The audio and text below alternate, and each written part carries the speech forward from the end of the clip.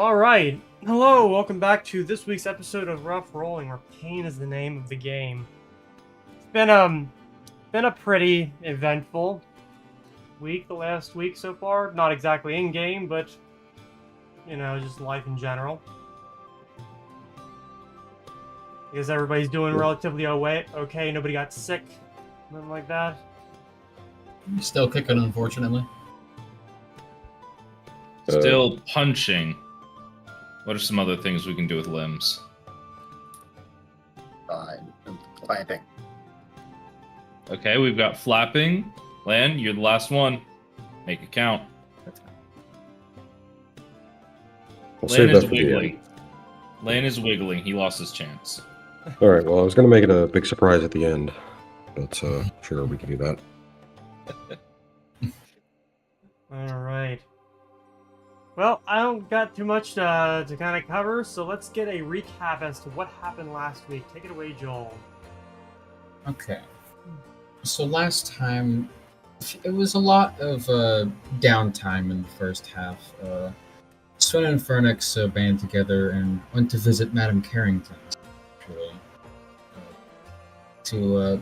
Which is where Abigail, the child who lost their father at the bookstore, where we found the tome we were looking for with the ritual inside of it. After losing their father, Sven offered to make a book in honor of them and followed through on that, interviewing Abigail for a while on their family. But their family being surprisingly more intriguing than originally thought, and Sven ended up coming away with a lot of material to make a quite spectacular book. Well, not yet. It's in the works. Still material enough. Daxius spent some time meditating for a little while. And then Fernix actually approached the college asking if he could teach his astral limb spell that he had created. They said yes, and he was able to put on a class for a lot of students who were able to also learn the spell, including Daxius, who snuck in and attended. Afterwards, Dax ran off really quickly to go down, spend a lot of hours helping, and saved a cultist, actually. Meanwhile, Vic spent pretty much most of this time shopping, I believe. Shopping, hanging out. Mm-hmm. And eventually, we all collected back together once again, with Fernix picking up the Iron Stone with souls inside. We ended up traveling into the world, where we were greeted by a space with a bar with many interesting folk. The most interesting being Tarek, who seemed to, unlike everyone else there, be rather aware of their surroundings, having been trapped there for a long time and not really sure how the flow of time works. Talked with them for a while until eventually moving into what we believe to be different spaces of the world, where we exited out of the door into a completely separate area, a hallway with 4 doors, each one, as you open them, seeming to be what I believe to be a moment before death. And with many, one was an operating room with a doctor trying to stabilize a patient. Another one had just like a vacuum where people were being sucked out of. Until eventually we came across the last door, opening it up and finding a man there who greeted us. And I believe that was about where we left off. It was indeed. So, Before we left off, you indeed had traversed the long corridor of mostly closed off or boarded up doors which you were unable to actually access, only a few of which actually gave way to anything inside. The last one spit you out into a hallway, a short, ornately decorated one with a secretary's desk at the end, before the glass doors closed behind you. Through it, you were able to see not the hallway that you came through, but a different, hall, reception hall entirely. Somewhere much darker, interior mostly metallic in construction.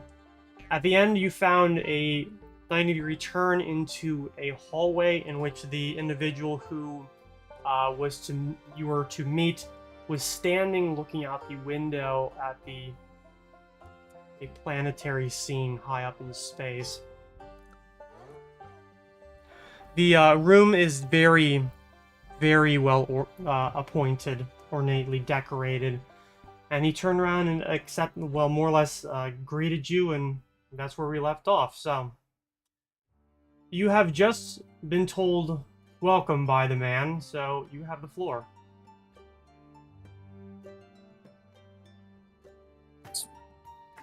It's good to see you again.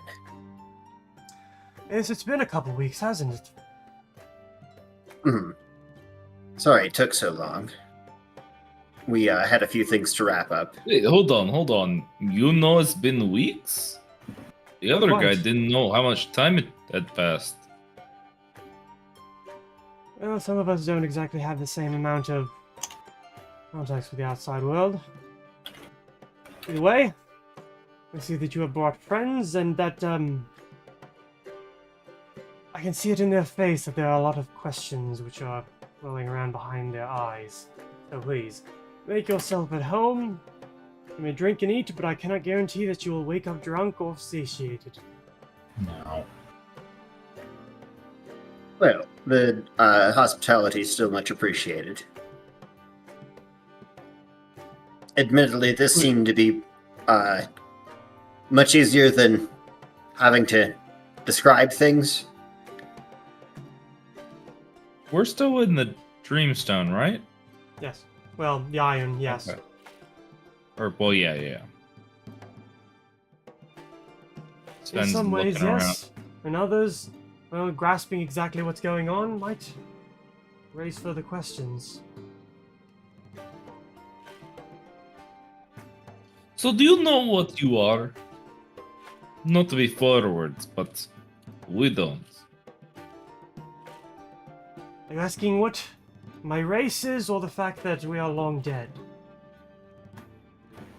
I'm asking what your race is, but also what the nature of you is now. Not just what you think you used to be, or think that you are, but you know where you are, yes? What you are within? Oh yes. We are Tyrians. Those of us who look like myself. We used to have a rather large empire. Something tells me that in the time since I was put into a hole, that it has mostly fallen apart. Such is the cycle of the world. As to where we are, he, steps around the side of the pedestal desk, which he had been standing behind. What we are in right now is a sort of shared consciousness.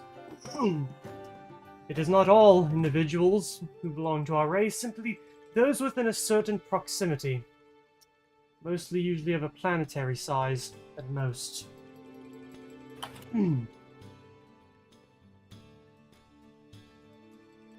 So I'm yes, sorry, you said that you are the size of planets? that the collective consciousness, those who are able to access it, that is about the extent of its size. As you can tell, there are not a lot of us left. Did it, what was that sort of like, I suppose? Well, it was the ability to speak with one another over a very long distance. It also ultimately meant that we as a people didn't have much need for long-distance communication for interplanetary. It also allowed for the easy and wide dispersal of information and ideas, and, well, less savory things that the cruelest amongst us would inflict on one another. I'm sorry, do you mean interplanar? Perhaps. Why not both? What? What do you mean both? I'm saying that we as a people had access to both. Right. And do you know this knowledge? I have everything I know up until the point in which I perished, and then a little bit more once things started to recombobulate, I suppose is the balance. As to what we are, you're mostly talking to a echo.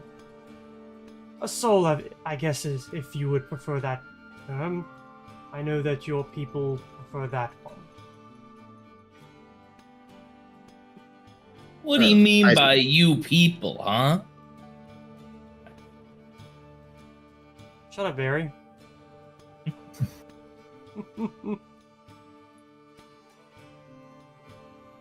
Well, I guess there was another reason why we'd come here, but admittedly, I'm finding myself a bit foggy-headed. But also, we went to the room that just sort of explodes out into nothing again. So, You know, I had so much energy, and now I feel a little bit more.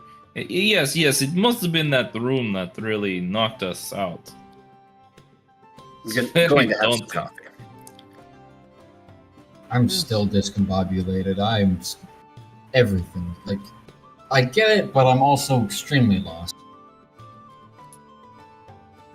Well, I can provide what context I can, however, I can't really answer questions that aren't posed. As good as we are at speaking to one another psychically, we always were rather powerful psionics. We're not so good at reading others' minds. Well, You teach me psionics, breaks out psionics, introduces it to the campaign. Everyone is worth off for it. well, except for you. Maybe. I have no idea how psionics is in Pathfinder. It's, well, basically Good what as you almost said. You They just did go for do, Starfinder. yeah, they did do some stuff. I think Starfinder basically was like, oh, it's just the magic or psychic, whatever. Kinda, yeah. You know. You want to be a psychic Jedi with the glowy laser sword? You can. Or they're magic. Yeah. Up to you, really. But, yeah, I was like, did want to bring up that whole thing about possibly traveling to our world in the distant past and those sort of implications. Well, in some ways I'm able to give you at least a little bit of a view. Over my shoulder out that window is yours. Probably some hundreds of thousands of years ago. Oh. And here I imagined it was, well, is it your home world? Oh no, not at all. That is a very long way away from here, and all things considered, not a place I'd have much interest in ever returning. Why is that? Because our people mostly ate themselves, and I mean that in the metaphorical sense, not the literal sense. I hope so. Well, it's, entirely different now. Oh, I'm well aware. I did say that I was at least familiar with, perhaps not the world at large, but I did allude to the fact that perhaps I had information on you. And he nods towards you, Phoenix, as well as your old master and the things that you looked into. Right.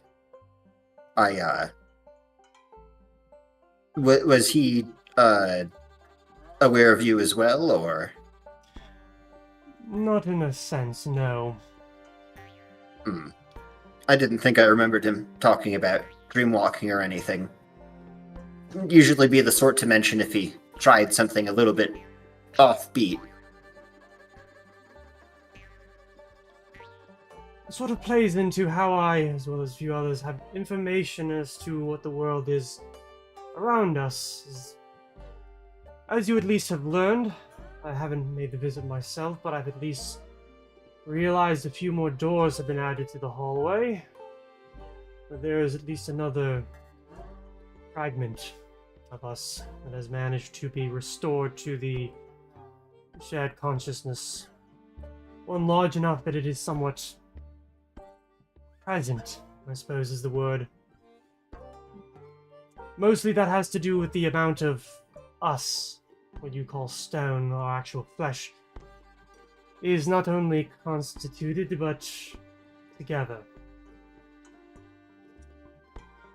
Is it enough to be useful, I suppose, but not nearly enough to say be all there.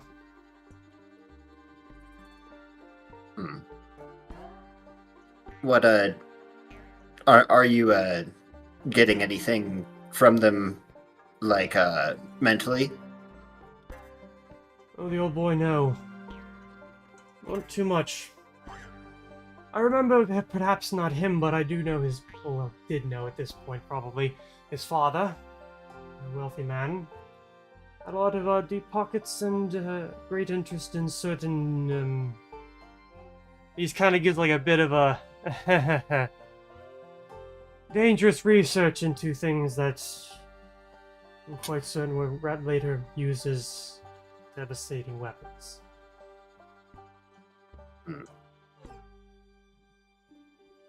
What kind of weapon? I'm sorry, this might be morbid, but this is what kind of weapons could a folk like you have? My mind can only wonder at it.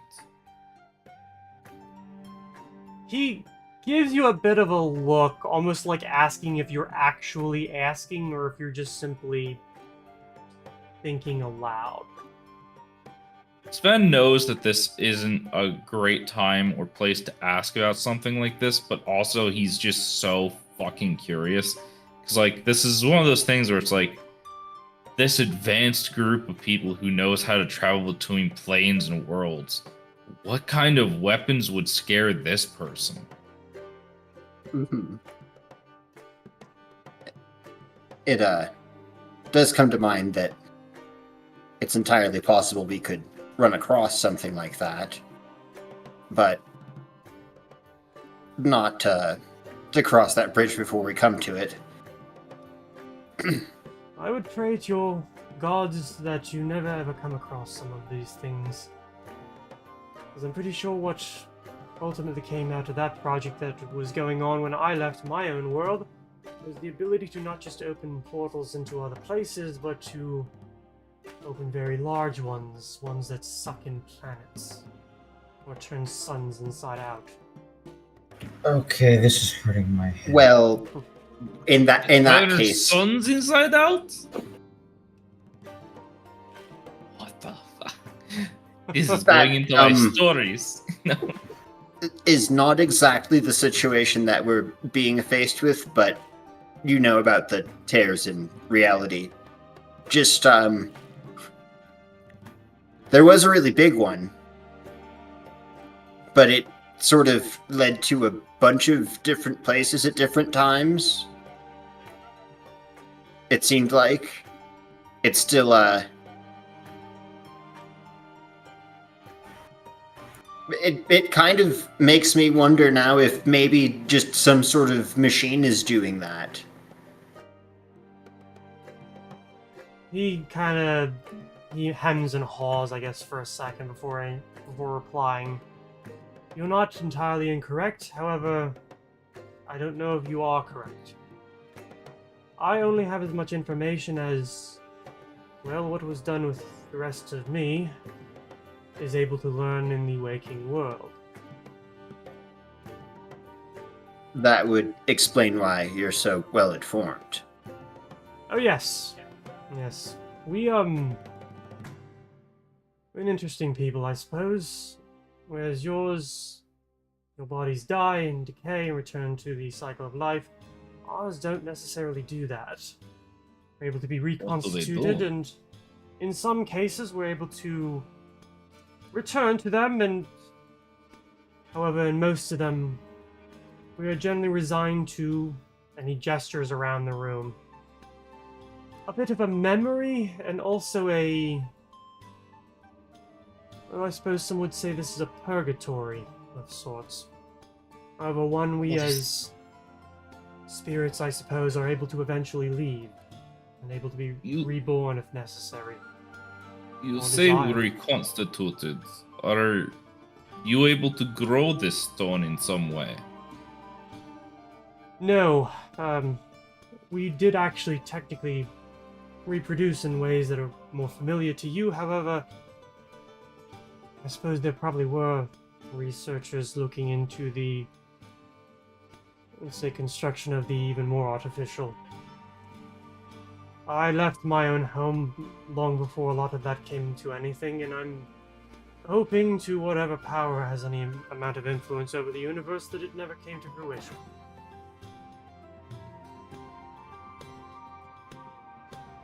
And Well, so, I have so many questions. Were there gods in your time? Yes and no. Curious. I'm sorry. I probably have 1,000 questions that I don't know if they really. I'm just curious. But I suppose if we only have a certain amount of time, and I don't want to waste too much air. Did you guys have anything to ask? He looks to the others. I guess I have one pressing one in my mind, just going forward. How familiar are you with the goings on of right now? Oh, ask about the Dark Tapestry. Sven can't because he has not had that as a part of any of his conversations. But you guys have. And you've been wrapped up in Bookland. Yeah. Mm-hmm. Rather well. In fact, something tells me that the individual here who came here first would most likely want to learn perhaps something about his master. Right. Yes, I was I do, curious. but You mentioned that the rest of you was out somewhere elsewhere. I presume that has something to do with Phoenix's master. Partially, yes. But, maybe I should just let the scene speak for itself. He steps back and kind of gestures towards, like, with two of his forearms, towards the large, like, bay window that sort of dims. And it's almost like watching what we would understand as, like, television or a movie or something like that, but the planet and the view out into space dulls as something begins to play. The scene shows what seems to focus for a second into a tunnel lined with bas reliefs that in the low light are very difficult to make out. Floors, ceilings, walls, they're all stone and cut by hand and tool. Empty braziers seem to be set every 20 feet along this wall. Other are hanging from chains, cold and dark. As whatever you're looking out, almost like from somebody's eyes, walks down this hallway. You're able to hear the sound of boots booming off of the empty corridor, and the way the view moves, it definitely does make you believe that you're watching somebody else's eyes. Perhaps something a druid, a witch, or a wizard with a familiar might be a little more familiar with. The view then exits through a doorway, propped up by columns cut out of the walls, the lintel nearly 12 or 14 feet up, and into a hall as big as a cathedral, though its ceiling climbs perhaps a scant 20 feet up and is hardly vaulted. A chamber filled with lines of carved Doric columns arranged like soldiers in parade gears. Across the cavernous chamber, a door spills out into a large set of sweeping stone stairs that descend into a seatless, flat auditorium, leading to a path demarcated by stones slightly raised above its neighbors to an altar at the rear. At least it kind of looks like an altar. It's a bit difficult without much context. The walls here are plastered with carvings, all of them dusted with sand and sediment. Colors bled from the stones, so they're little more than raised surfaces of strange shapes. Light bounces off that hallway through the doorway on the other side of the room, and the view suddenly hurries from one of the columns to one of the columns, footsteps falling ghostly silent. You're able to hear the rustle of cloth on stone, sliding of loose dirt, and kind of an oomph before a pause, and somebody calls out, "Lawrence!" A figure swings around an ever-burning torch in the direction he'd just come, appearing in the doorway, and listens, stopping. "If you don't answer, we're leaving you down here." "I'm fine." The view checks around the corner and then hurries past the forest of columns as the robed figure returns to his task, silent as a church mouse. "I'm just checking things out first." Light pours into the chamber as the man enters, middle-aged, hair a bit receding, robes dusted and dirty, but the blue fabric with gold trimmings make it apparent that he's very much a cleric. Vasian, one would assume. He looks up in awe, swinging the torch up, seeming just to look where the point of view once stood without seeing anything. His shoes tap off the floor as he drops down, turning in circles and looking at everything, slack-jawed and wide-eyed. "My gods, this must be thousands of years old," he mumbles to himself. "This is everything we've sought and more." The view weaves its way through the columns as the figure stops turning and walks to the far side of the room towards that altar. The view turns and twists, moving like death himself, not a sound produced, closer and closer, always keeping to the shadows of one or the other columns. Then you hear somebody call out, "We're going to look for a new rope! Is there anything down there?" Lawrence seems to stop and then calls out, "There's..." And the rest of those words are choked off as two thick arms reach out from the viewer and wrap around the man's throat and face, yanking his form backwards so his head is all but pressed up against the window's glass. The torch wraps off of the ground as he drops it, and Lawrence gags, hands reaching up to claw at the forearm below his chin and finding absolutely no purchase while his legs kick and swing desperately. "Hush now, dumbass," a distinctly male voice seems to coo. "Unless you want me to snap your neck and scatter y'all's remains to the four winds, be quiet." Lawrence gasps, gags, and then lowers his arms. He seems to be well aware that he isn't bending them, and he doesn't seem to have much in the physical prowess anyways. Copacetic, aye. Lawrence says nothing, and the flicker from his eyes in the corner of their sockets suggests confusion. "It means you's gonna be calm now, Lawrence nods as much as he can. "You scream, I gut you like a trout." Lawrence is then lowered back to his feet, and the arm bar loosens enough for him to suck in a ragged breath and sputter. "Tell them there's nothing down here." Lawrence says nothing, his quick breath suggesting mostly terror. And when he doesn't immediately comply, a gloved free hand grabs the man's chin and lifts backwards before the voice hisses, "Now!" "Nothing!" he barks. It's a dead end!" His voice shakes, very obviously delivering that, but it's believable enough. "Alright! Then come back and we'll yank you up. Lou found an extra rope!"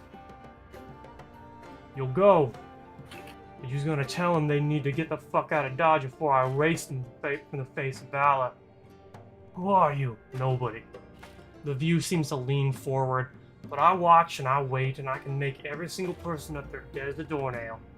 It's up to you to determine how many graves you dug, because I know you sweet on the one on scraggly little kobold, so shut your mouth or I'll start with him. I'm sorry, pause. Did he say wipe them off the face of Balor? Yes. Yeah. That name Planet. is familiar. Yeah, I Planet. believe that's That's yeah. the name of the planet. Yeah. Okay, so this is like proof that these guys are from the past. It's the name of the planet that This you're is- on. Your characters are on presently. It's the name that your people gave it. Yes. So I'm saying that like him saying Balor, and this is like one of the Ion people like in the memory is showing us a video or like a movie or something, and in that movie they say Balor. That's like hard evidence and proof that like it's the same planet that we're on. I don't think this is supposed to be the past. I think this is supposed to be the view out of the other end of the Iron Stone. Yeah. It is the past, but it's a more recent past. When I was alive, Yeah. as opposed Okay. to where we are watching it, which no.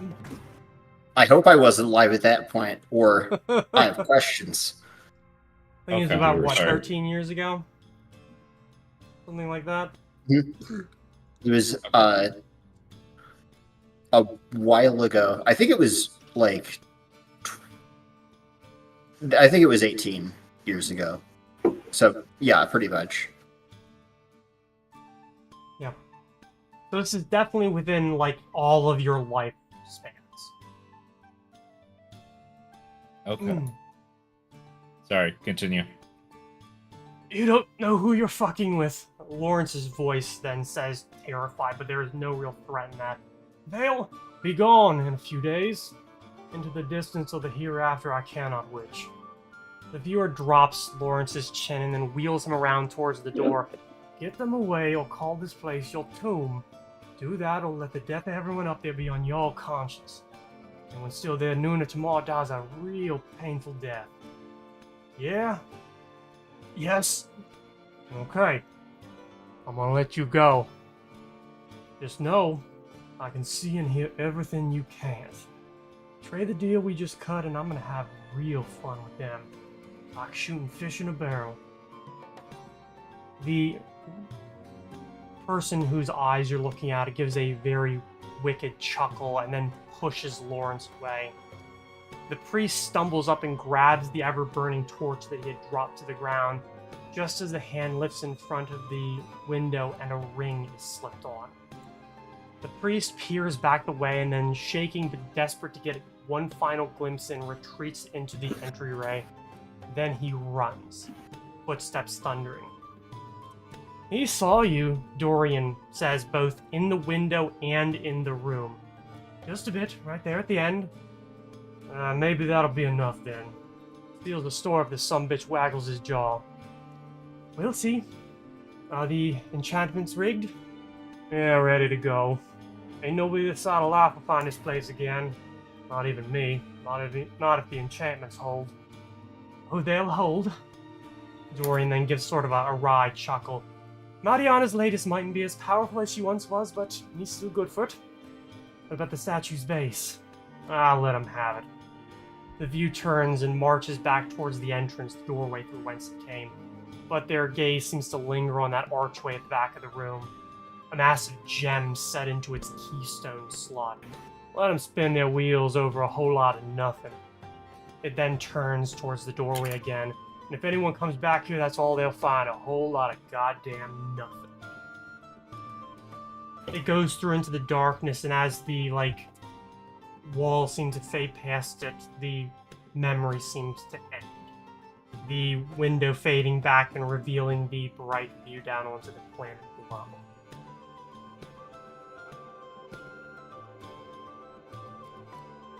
Does the planet below, like, I've seen maps of the world.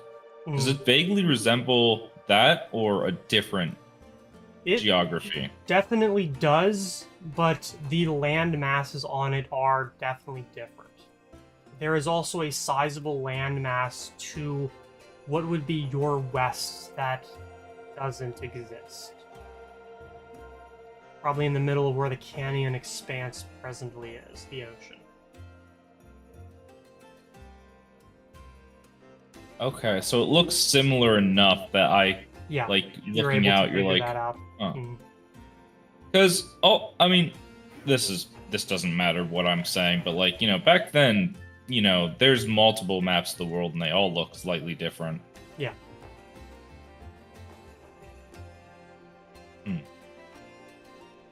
So, what were you doing there, and who was that person you were with?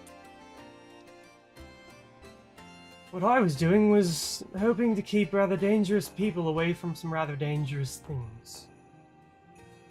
And at least at that point we were rather successful. As to whose eyes I was looking at, well, that'll be up to him in order to introduce himself, should he deign to do so. Although something tells me it's becoming more likely as the days pass. It did sound familiar, if I'm not misplacing the accent. Didn't the name Durian sounded familiar? The person Am I we're talking crazy? to. He's the person in the room with you. It's Okay, him. well, never You know, mind. I've heard I this don't name see buried that. somewhere, Sven. I can't quite place it. Hey, cat person, do you know where I might find this Sven person? Guys, where am I right now? Let's all introduce ourselves again. I wandered back to the old person's home. Or you just blink and realize you never left? This entire campaign has just been in Sven's head. Yeah, it's He wakes up from his coma. hallucination. They mentioned We were all just his, fragments of his consciousness.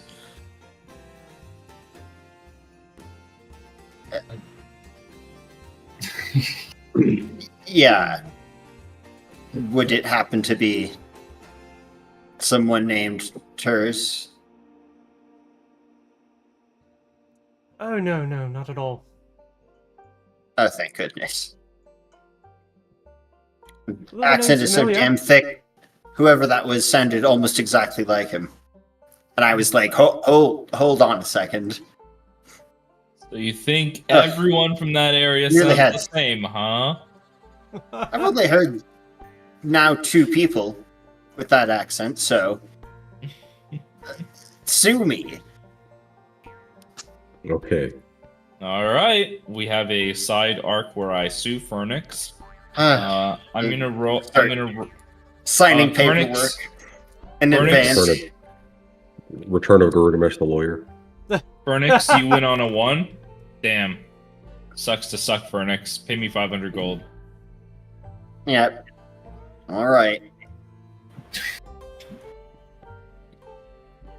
So sorry to interrupt this side conversation.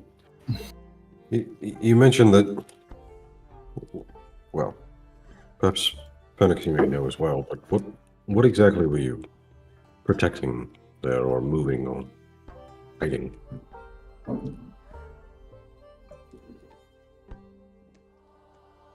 He just kind of like quiets down as if he's like there's like, you can see like his face playing almost as if he's having a conversation that you can't hear.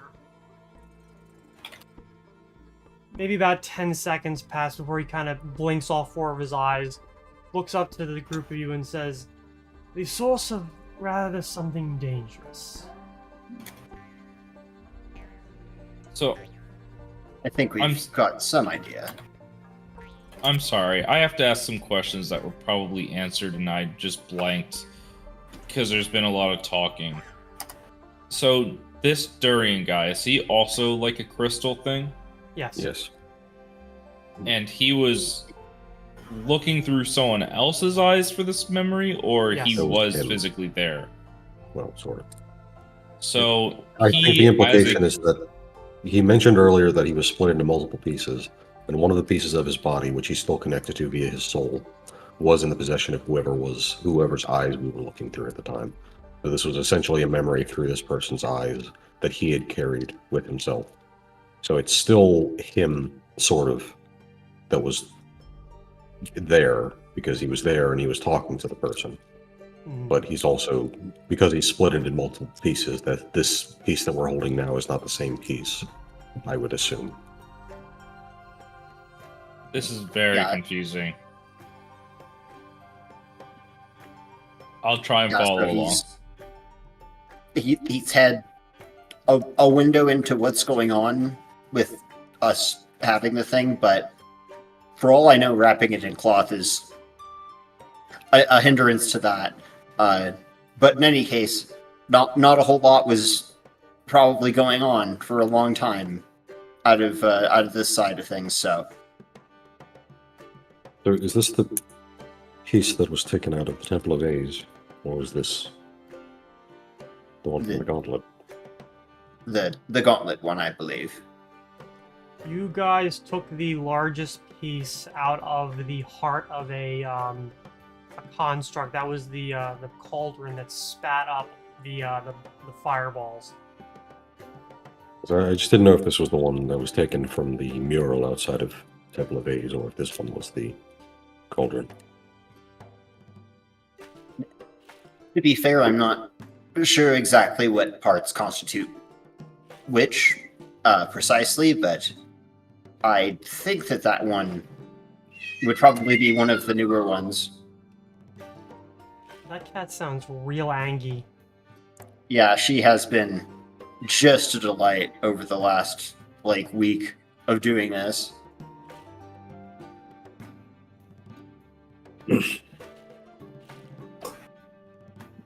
Yeah. Angry. So anyway. Dex is keeping more or less quiet and just kind of writing all this stuff down. I understand this will probably sound more accusatory than I probably intend, but it seems very clear that you're not going to be telling us everything, and that's your prerogative, of course, but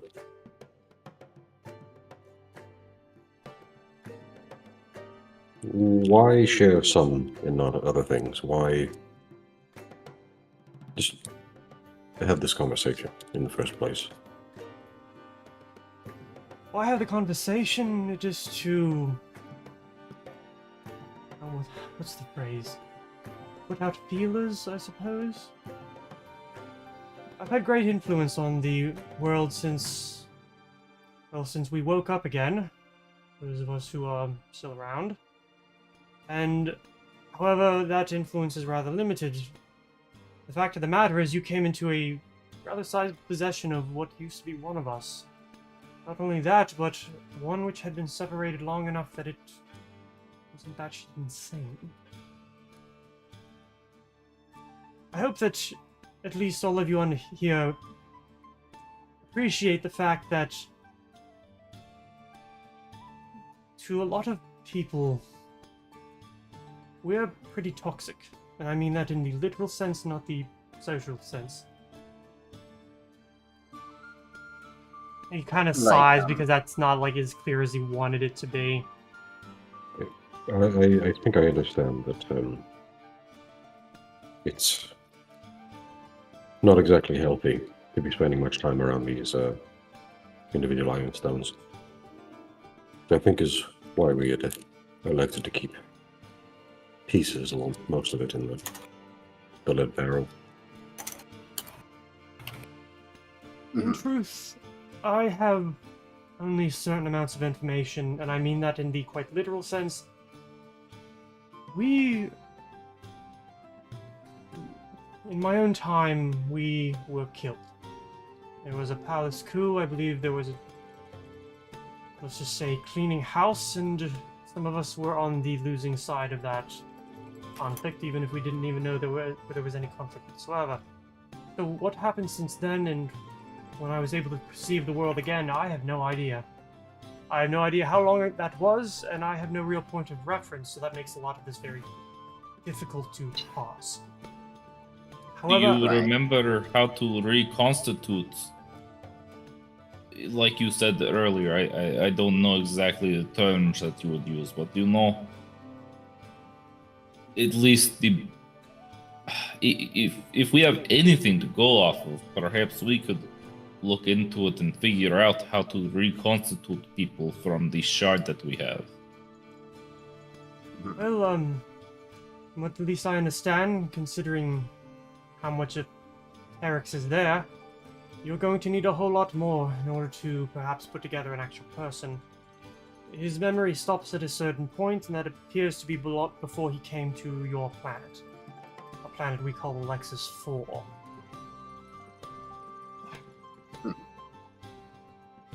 Well, that's good news, actually. Is there a chance that we'd be able to actually track down any of the relevant pieces, or is it just a matter of luck? Considering If there's Sven looks out to the world. I see that this world I'm seeing out this window, it's very similar to ours.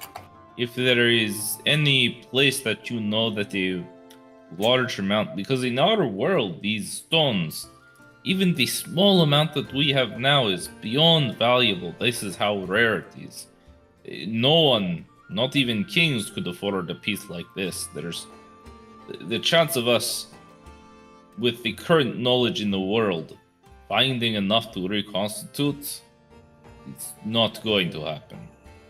But if there is a place that you know or suspect that could have an unknown repository of this stuff, perhaps we could. I'm going to mostly have to disappoint you. Not in the fact that I wish not to tell you where it is, more along the lines of I don't know. We were mostly rounded up and killed, pushed into a hole.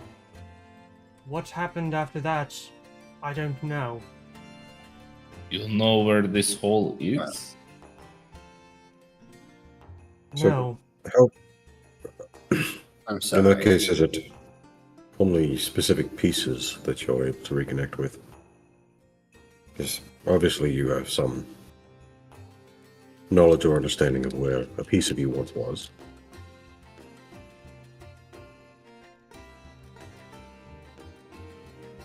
Sorry, can you repeat like the front end of that? I think you cut out a bit, and I can't parse the question from the back. It didn't.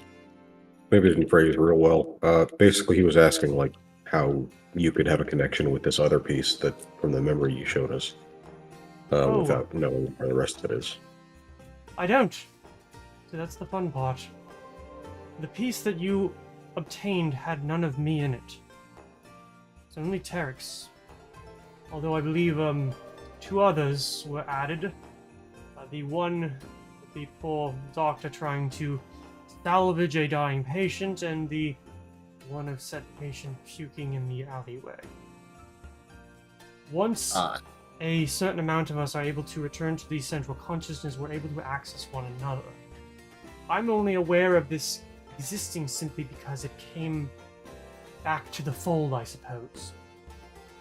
Which is, in a world where none of us are, is very rare. That's starting to make more sense for me.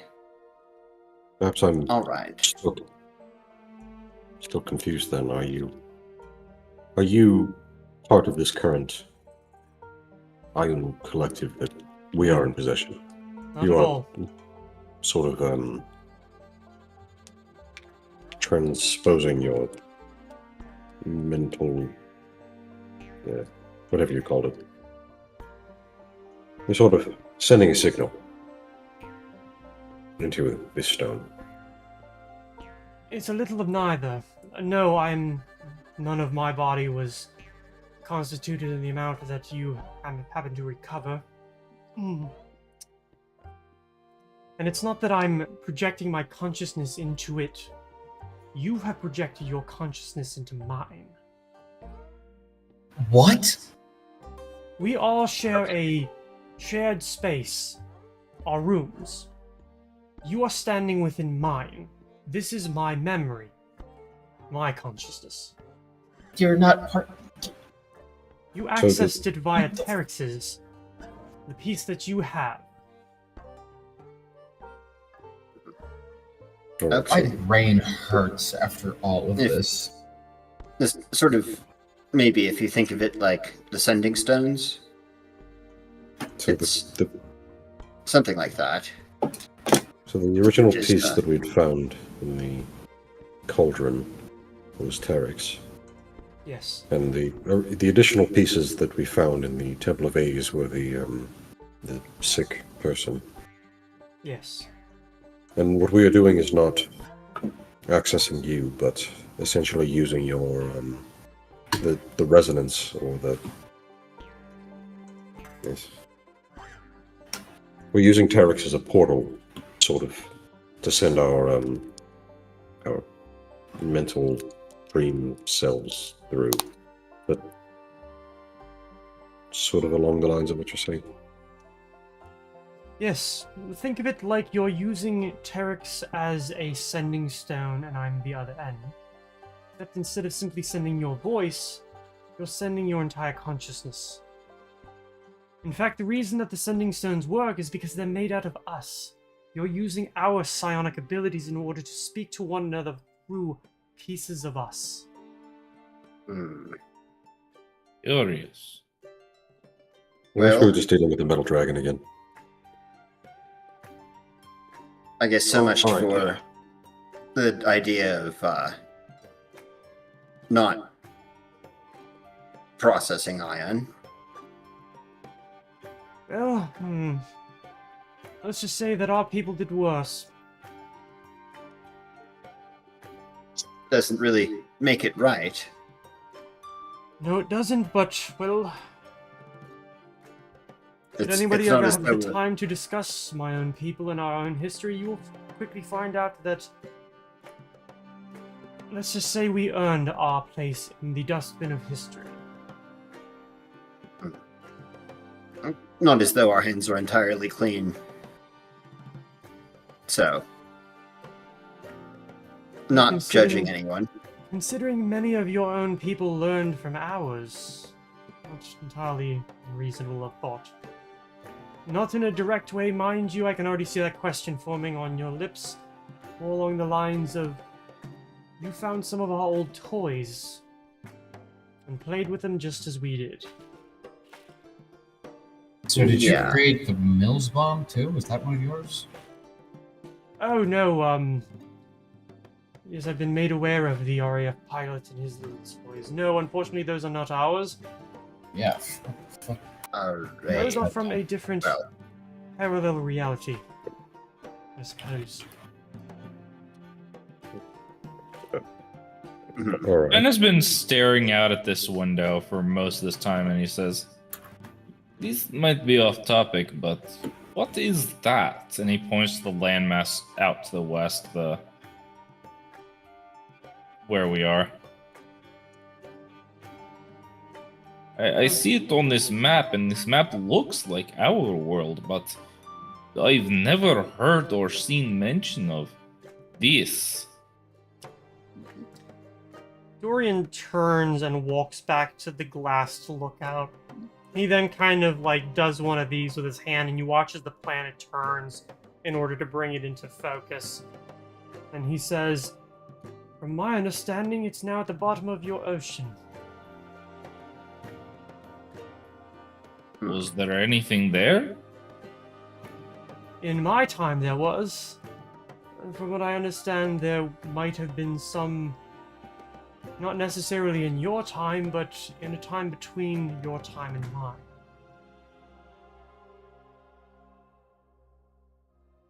I wonder what could still be there. If any place would still have Ionstone, it would be there, untouched by our recent world. There may be. Is assuming a couple of things, but I think that they're very reasonable assumptions.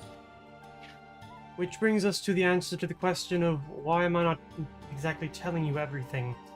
Because what we are defending is something that even your hands I don't trust on. And it's not necessarily an insult. It's simply that I mean, look at us. I wasn't necessarily talking with the individuals standing within this room. I meant your people as a whole. Yeah, that too. Mm-hmm. If you wish to lump yourself in, be my guest. I've always been of the opinion that a person is reasonable and that people are dumb, panicky animals. And I've rarely been proven wrong. Well, Yeah. I guess I've only really got a couple of questions regarding what you showed us.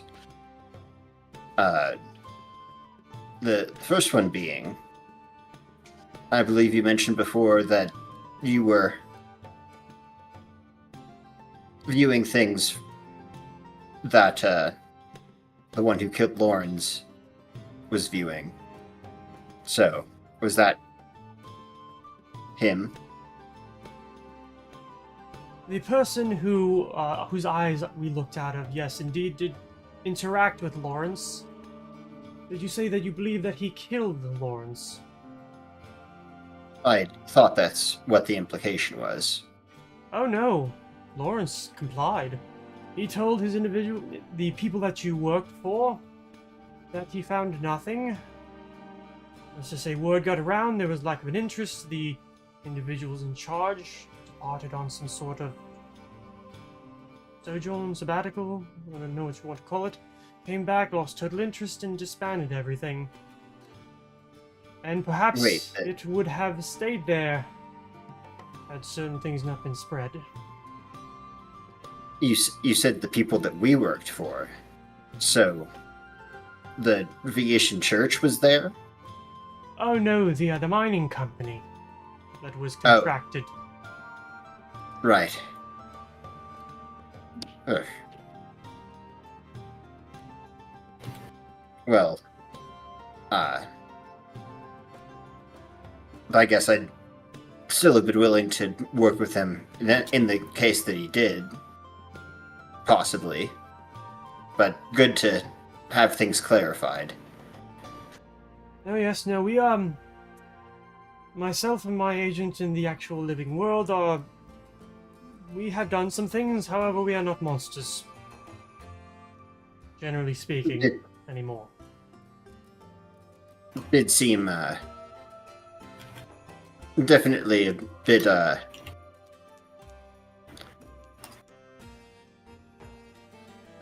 certainly, could have given the impression that would have led to probably smashing his face in. So, if you have any communication, wouldn't suggest opening up with a knife to someone's throat. It could end rather badly. Personally, I would like to see how that go down. But, well, it's not necessarily in the cards now, is it? As I'd for... prefer it wasn't. For a second. Prefer it wasn't.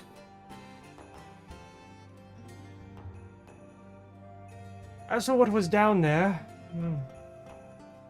we already perhaps might have shown you some of that, and he turns around and lets the end of the video, basically the memory, play again, where he looks through the room, kind of scans over it, door, crystal, open auditorium, altar.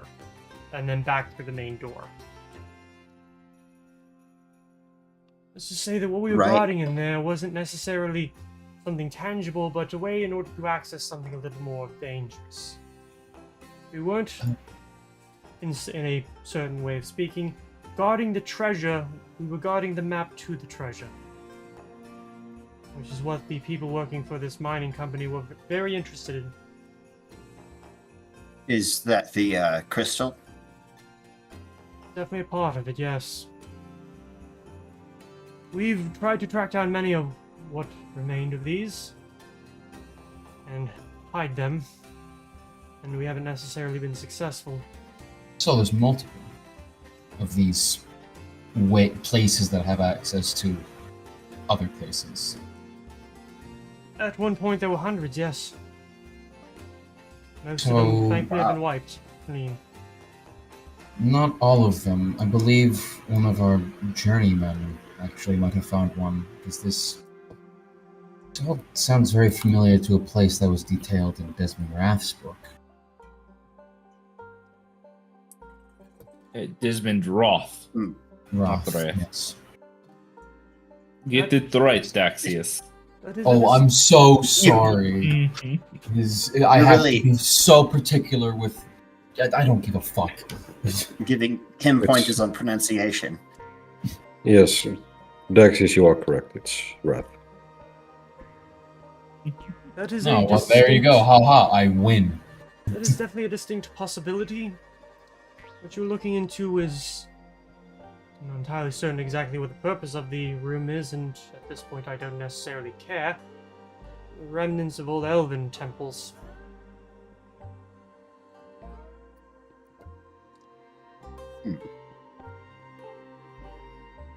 Well, right.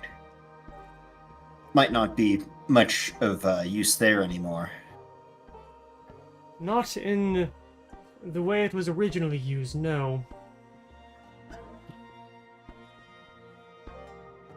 Would well,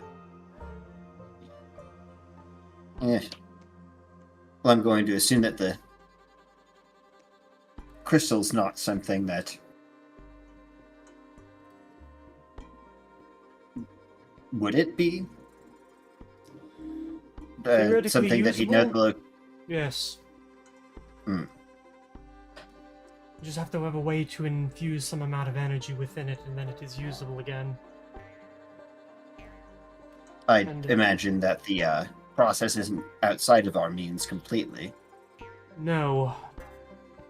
We're already rather aware that there are groups of individuals who are keenly interested in finding some of these and using them again. For a couple of different reasons, and... Well, I don't entirely know what they intend to do, but my fear is that they want to get their hands on more dangerous toys and access the help of individuals who are not exactly belonging to your plane of existence. Well, About the Dark Tapestry. there's also the question of if those rifts that opened up could lead into the Dark Tapestry and, well, I'm not, The Dark Tapestry? What is that? and I'm not entirely convinced on what the, exact nature of the rifts are, but if the Dark Tapestry does indeed not possess air, that could lead to the entire planet having its air equalized with theoretically infinite space without air. Let me see if Sven knows anything about Which, planes. It wouldn't kill all life on Balor, but Holy it shit. would probably get a fair amount of it. I do have one rank in knowledge planes, so it's not untrained. So If, do I my actually understanding is know correct. stuff about the Dark Tapestry? Just picks up coffee and sips it after saying that. You know that it is definitely like the connective tissue between differing planes. It's a place where reality and physics don't work the same. It's not the fact that there is no air, it's the fact that there doesn't need to be. Hmm. Is, I suppose, what you would What know. does that I- mean? Oh God. But then if someone goes there, does there need to be air then, or does it? Oh. Does it do that to you? I think Does it vanish you from existence? Because it was like, well, why am I needing to do this air thing all of a sudden? Oh, there's this really complicated thing here that wasn't here anymore. Oh, and just get out of here. he No need for you. kind of stops and thinks. I was not part of a lot of the projects which looked into temporal and spatial teleportation. So what I'm speaking of is primarily through not myself, my own knowledge, but any gestures towards the window. Individual in your time. What you call the Dark Tapestry is not necessarily a plane in and of itself, although my understanding of what this individual has learned from more learned individuals than him, it is at the same time. However, the interesting part is that the Dark Tapestry is still accessed even by those on your plane, in fact rather regularly. When teleportation spells are cast, you're not necessarily opening a hole here and a hole there. There has to be something between. What you're technically stepping through is the Dark Tapestry. When done properly, from what I understand, there's no need to fear that something might run amiss. However, certain teleportation spells and other magic, what you call magic, is not unreliable, but unpredictable. And this is simply the erratic nature of the Dark Tapestry. It could dump you out somewhere else, but it will eventually dump you out. I see. So you can't stay in it. Not for long. Not- Then how do its inhabitants stay in it? Does it have inhabitants? I thought all planes did. From what I understand, the answer is yes. It does. Horrific. And from what I also understand is that its inhabitants need to stay there.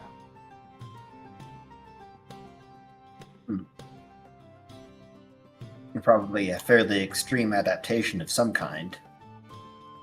I unfortunately don't know. I'm mostly working off of your religious knowledge. Oh boy. Well, Yes, hope when some so of much- it's reliable at least. when so much time has passed, you have to work off of what you can gather, and, well, this is what we could gather.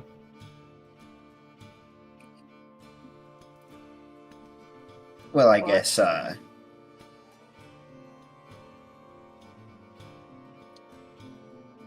we were kind of looking after something that sort of sounds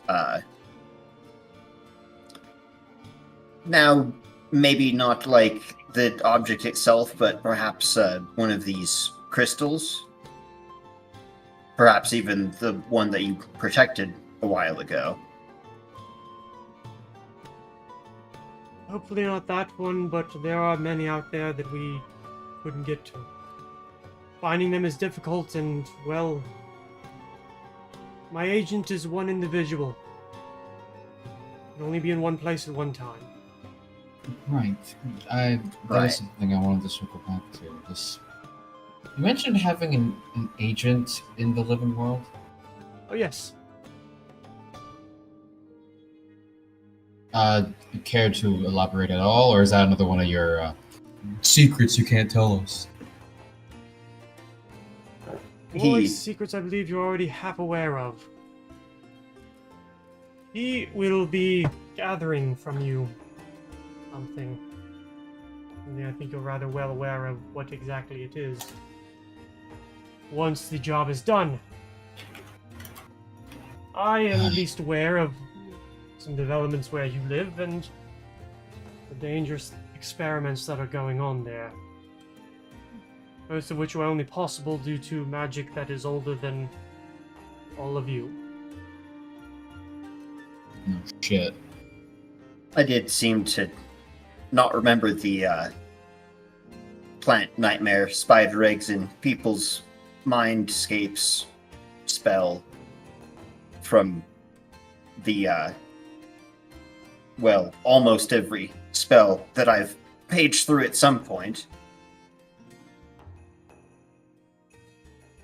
At least, I had confidence that our library probably would have at least mentioned something in the lines of, by the way, be sure to watch out for this if, people start to dream about webs and things like that.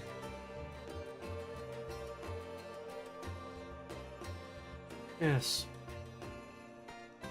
How about this? I will summarize what I believe I can share and what I am able to share. We're well aware that there are at least someone is trying to, let's say, batter down the door between your world and others. We don't know who they are. We don't know if they're an organization or simply one very powerful lunatic. All that we know is that they are rather persistent and rather dangerous. We have worked our best in order to dissuade a lot of individuals over time from seeking out some of this knowledge, and at this point we have failed. Somebody has at least gotten their hands on something. The places that we got are having more and more people sniffing around. And we're pretty sure it's because they know that the ancient magic stored there are a fundamental piece that they need in order to accomplish their goals. And it seems likely that we have most likely failed to protect some of them, with the madman in your own city being one of the latest individuals performing some mad experiments. We don't know what he knows or exactly what his aims are. All that we know is that he has his hands on dangerous magic, and it needs to be not there anymore. Right.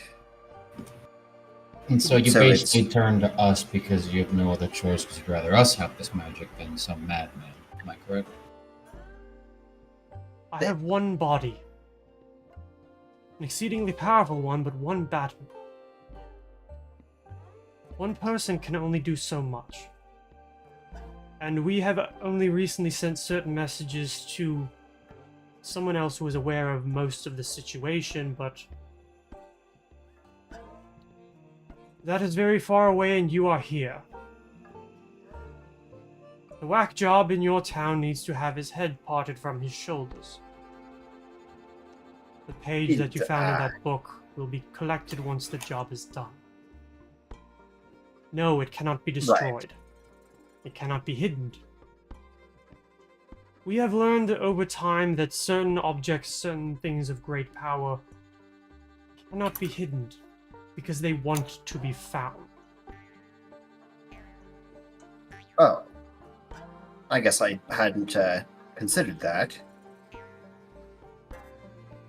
I guess that would make lead-lined barrels and the like somewhat pointless. Great. Well, no, that works on the smaller scale. I'm talking the larger one. Mhm. It's almost like a trick of fate. Important items and powerful objects generally find their way back into someone's hands sooner or later. Right. I think we can probably guess that this ended up in someone's hands, and they've likely been. I mean, for all we know, the other occasions with this were maybe experimenting. There was the that crystal shard that was being used too. While it was similar, it was more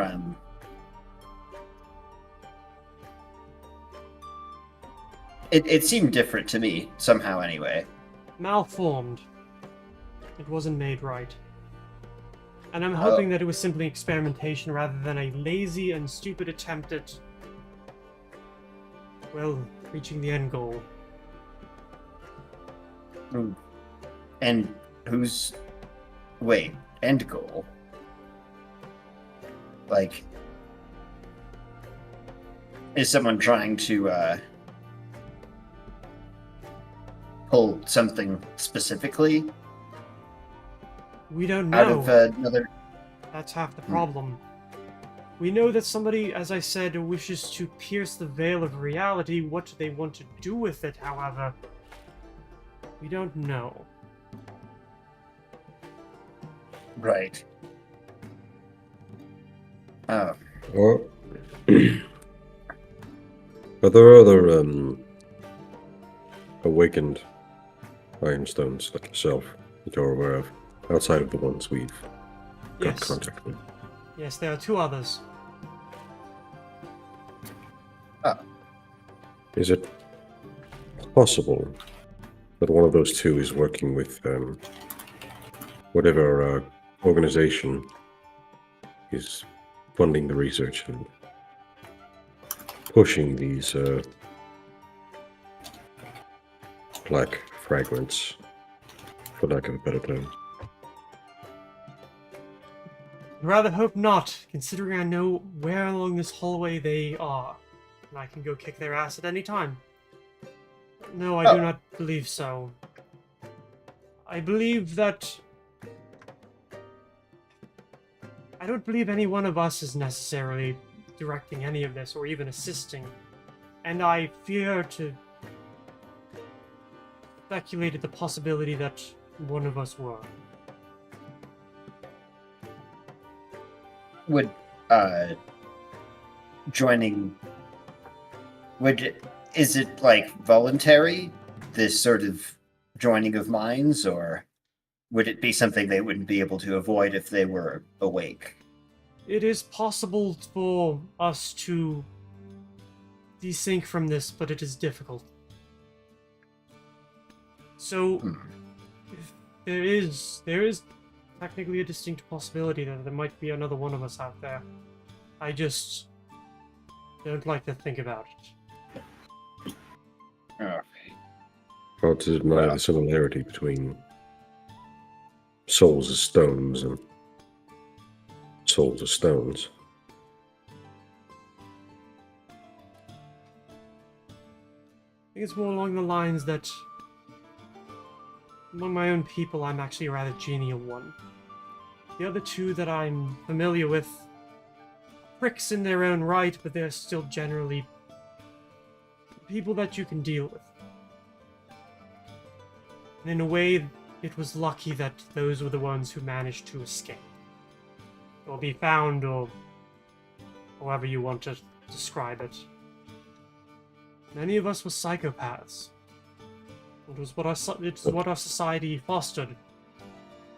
Cruelty, psychopathy, the ability to kill and take as you please, because that is what our empire did. We took and we killed as we pleased. Well, that's a bit of what I meant. If one of you was one of the less desirable ones, was disconnected and running the show, it's hard to deny the similarity between the those like you who are currently in that world exist as essentially disembodied souls in the stones to what these black fragments are. which are well, more modern souls, but still forced into a stone, essentially.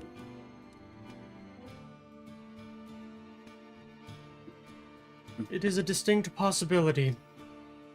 My only hope, or at least my only guess as to why this perhaps might not be true, is that I feel that if it were, the other individual would have led them to the treasure trove a long time ago. Now, it's theoretically possible that they might be like Terex, where their memory only extends so far, so they have no idea where those repositories might be. And if it is true that one of us is conscious again and insisting, pray that it is that they have no idea where it is. That said, it seems likely that there are suspicions. There are certain elements amassing in the north that have been looking for certain sources of power and energy, and they have gotten dangerously close a few times. Enough so that it's becoming difficult to rebuff them. We've encountered these forces. Mhm. And hobgoblins, at least. Yes, we've had some of those. Dealt so more with what you call orcs and certain beast folk. But I know there are many other elements among their forces.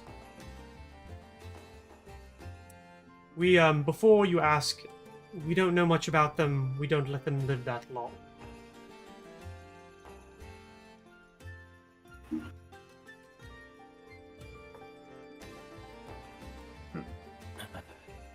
Really, we've been pulled in so many directions. We have 4 different things that we've been looking into, honestly, but that is one of them we should be looking into. We somewhat dropped the ball on it for a good reason. At the time, we believe we weren't strong enough to really tackle the problem, so we decided to go and do other things.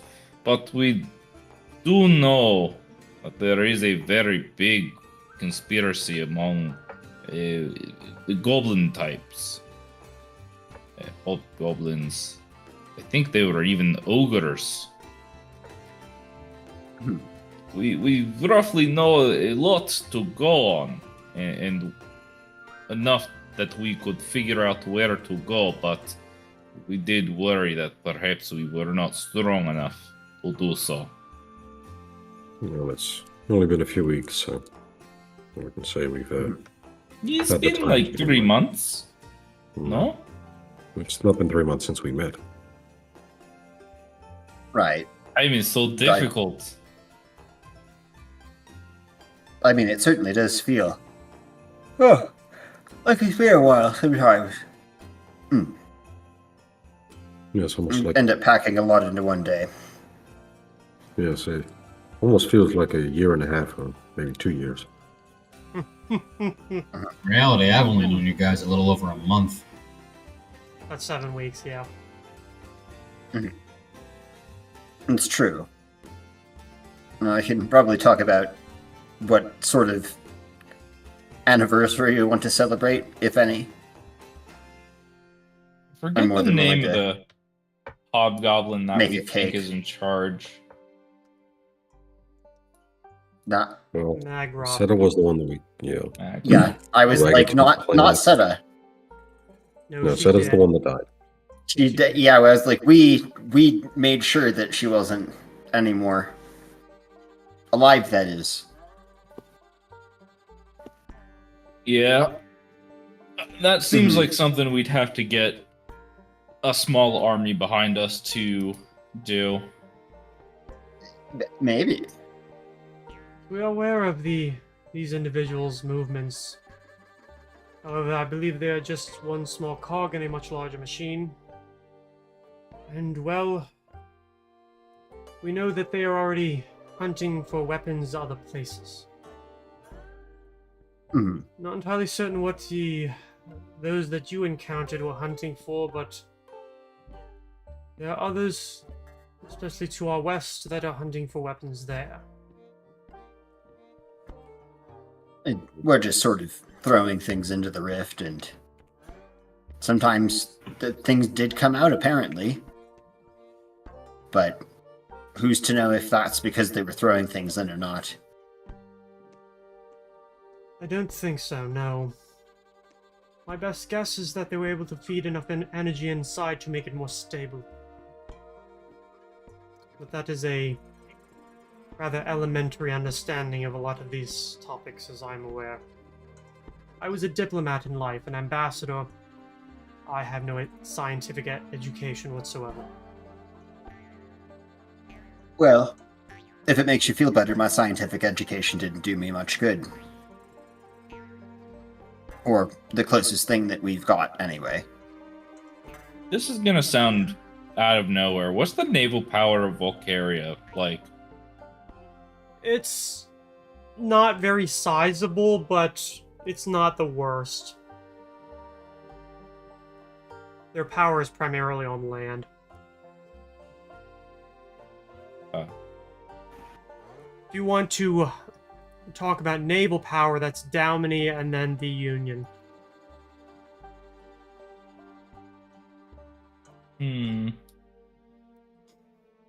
Wait, where's the Union?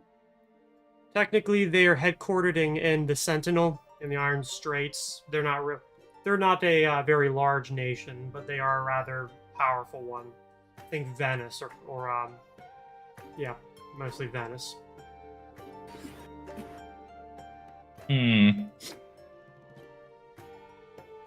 Okay. That's a question for later developments. Sven's got ideas going on in his brain.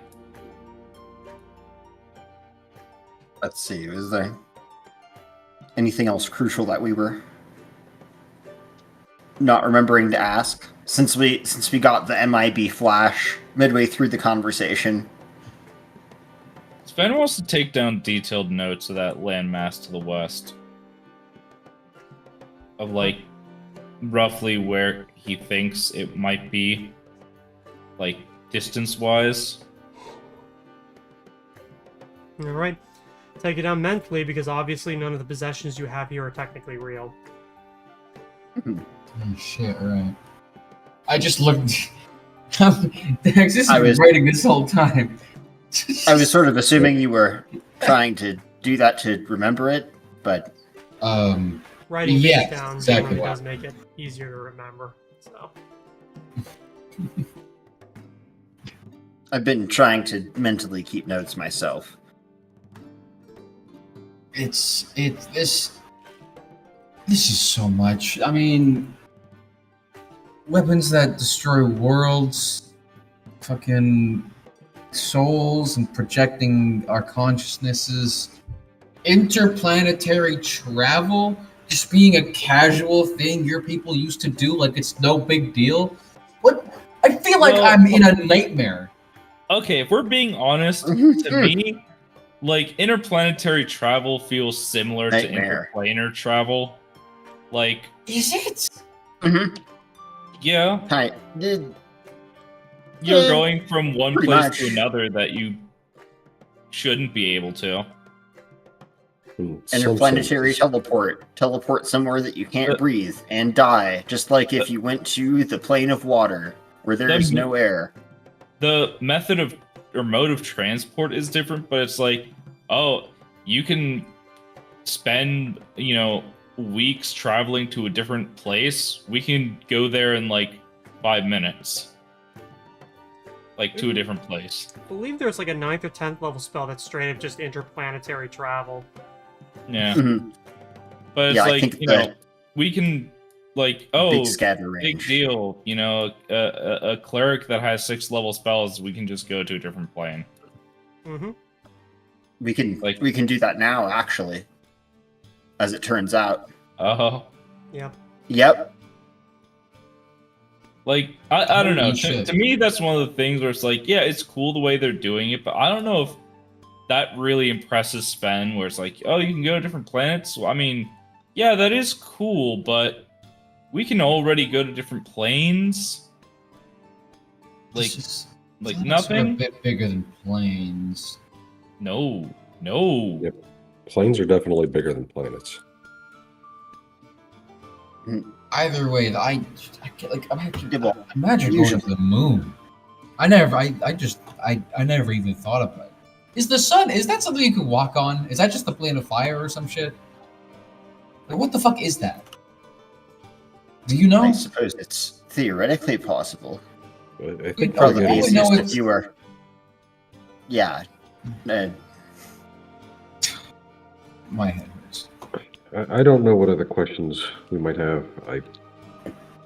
There's been a lot of information to digest.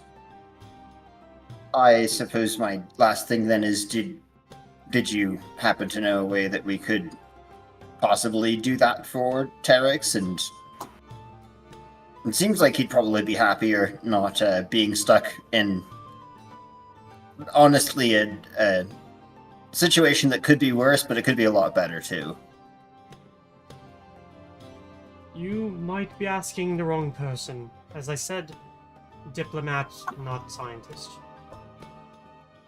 Well, your contact did know something, right?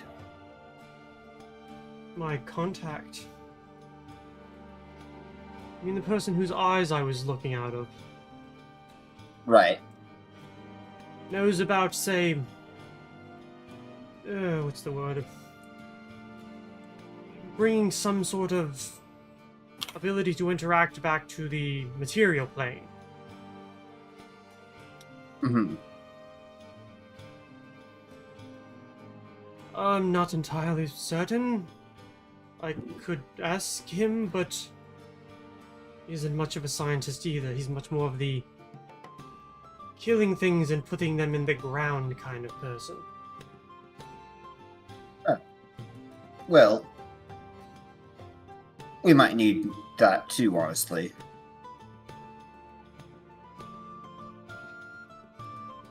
At this point,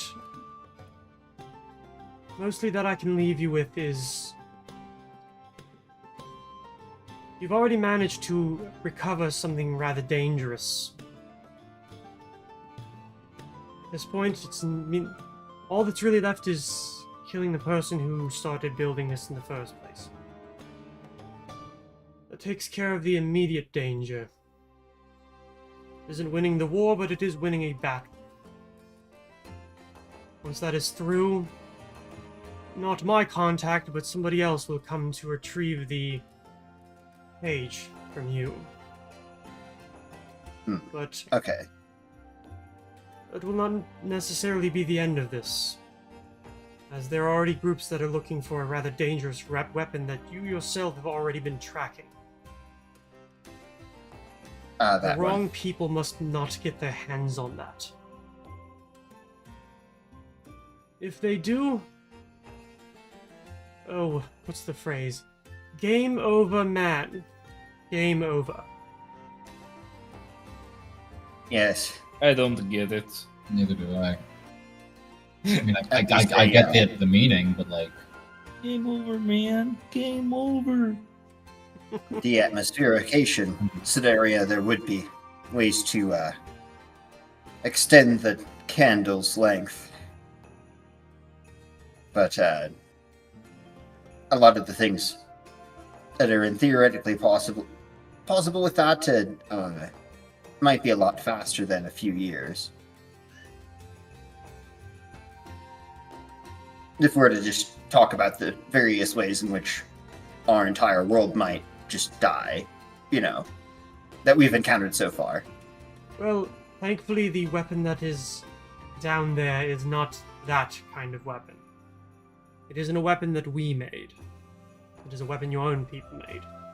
A very long time ago. Oh, thank goodness. Hopefully it's not nearly as bad then. No. However, it could lead to other things, and it's best if the hunt for that weapon ends there.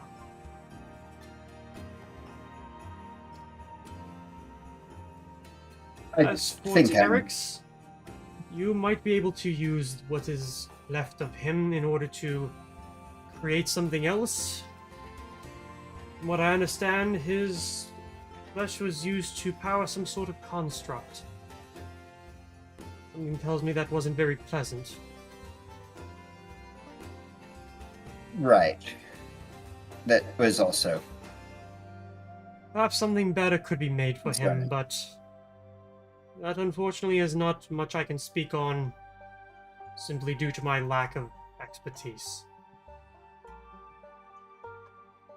Well, we'll just have to do what we can. It's good to have someone to clarify and tell us about a lot of this, honestly. Well, my services and my knowledge are always here. As long as you have access to an amount of unprocessed iron stone, you shall have some access to the collective consciousness. And I can answer what questions I can, should you ever wish to visit again. I'm thinking that our time is nearing its end. So if there's Seems anything likely. pressing, I would ask it now.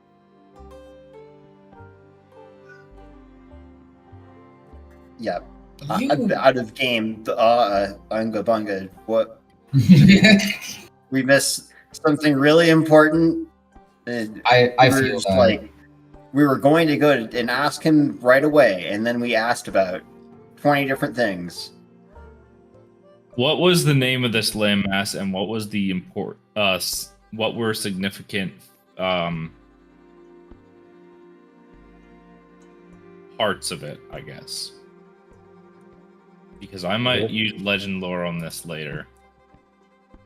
Well, considering the amount of time between when he was alive and now, the answer he's gonna give you is basically, oh yes, we called that like Sector 231 or some shit.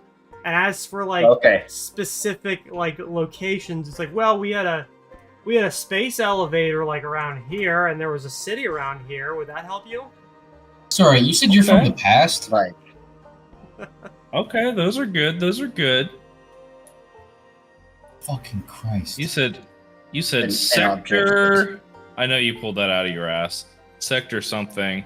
231. 231 had space elevator here. This motherfucker. Yeah, that's gonna come up later. This 30. motherfucker. Here. Eh? Yeah. Okay. I'm glad This that will you come- remember. You're going to remember that rather This than will come naming up the in person 80 we're talking sessions. to. Yeah. I believe you wanted to talk primarily about the weapon, I think, and just Yeah. to get more information in general, which I think that you've covered.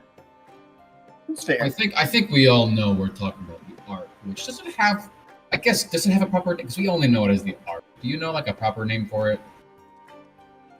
No, what I'm aware of it, Well, it was simply a way to transport something rather dangerous. The only thing I can really say Right. beyond that is that it is buried underground, beneath a temple, Well, we knew that. and that other Buried in people are dirt presently or very, very interested in it. buried in dirt or in a tomb? I wouldn't necessarily call it a tomb. I would call it something built to keep people the hell out. Dungeon. Well, Try. speaking of other people, there was that other consciousness that you mentioned. Well, two. Sheer and Julaine, yes. I'm going to keep them sequestered because Sheer is an idiot and Julaine is an asshole. Oh, Sheer was actually the governor of the planet when it was alive, and Julaine was an engineer.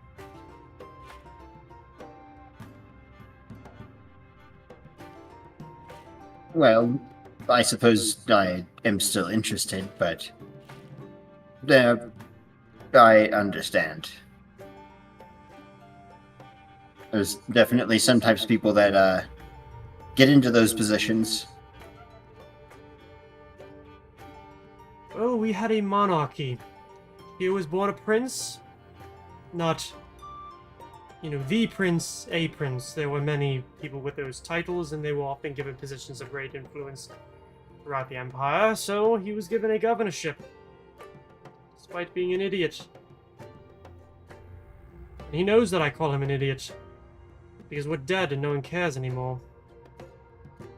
And that some things haven't changed across the many years between our societies. Well, calling it a monarchy might be a little bit reductive, but it's about as close as I'm going to get on a very short notice. And something tells me I don't think any of you care about the intricacies of Tyrian government. So... Later. It's more of a general curiosity. Well, then we shall always be here to answer your questions no matter how inane. As you're probably the first one to ask them in about 900 years. It might seem inane to you, but I can assure you it's entirely novel concept to us. What happened 900 years ago? We woke up. That would be... Why?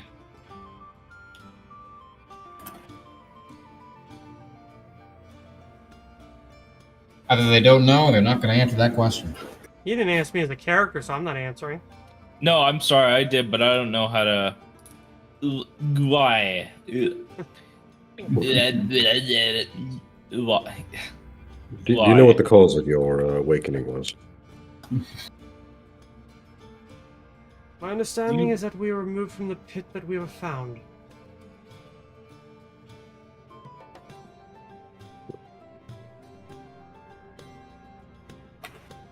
Well, the Better where date you may be found. helpful. Unfortunately, we sort of know that, but not really. If I had to hazard a guess, I would imagine it was some dwarven mining operation. There are also the mines off in the northern countries as well.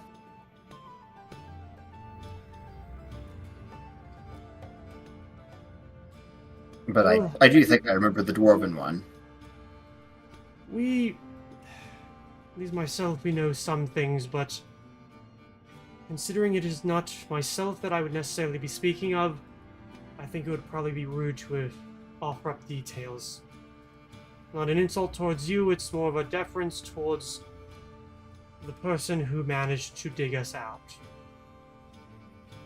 It's a story that can be told, but it is not mine to tell. Fair enough. We still do appreciate your help immensely. Thinking it's getting rather close to dawn now. Time in here moves a little bit funny. But we'll always be here should you have any other questions you need answered. So, Right. gentlemen, it was very nice to have you visit. Hope you've enjoyed our alcohol. I'm sorry that unfortunately you shall wake up without it in your stomach. Great. I count that as positive. I don't.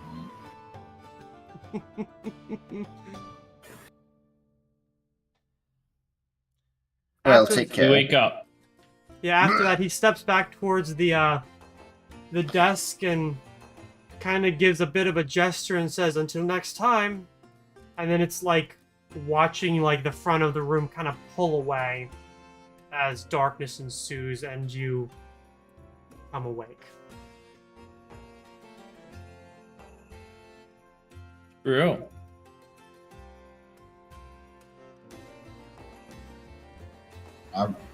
We didn't fall asleep in the same room, did we? I can't remember. Some of us did, some of us didn't. Two to a room. Okay. So, you guys wake up. Everyone and wakes up cuddled in bed with Sven.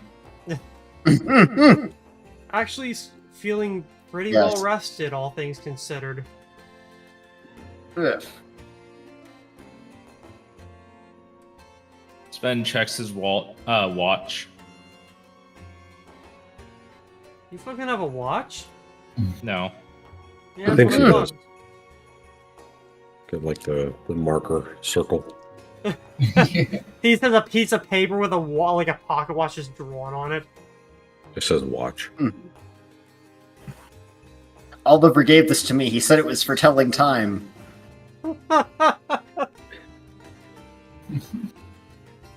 I don't know. Maybe the transfer broke it.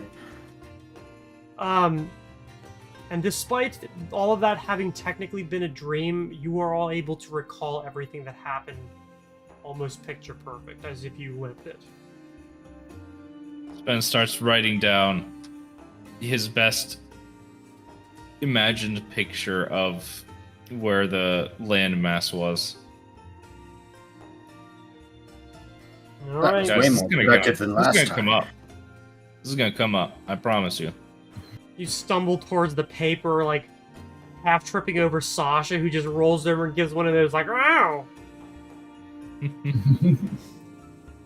Sven has got to be one of very few catfolk who is like, "Hey, let's go down beneath the ocean. Let's investigate what's down there."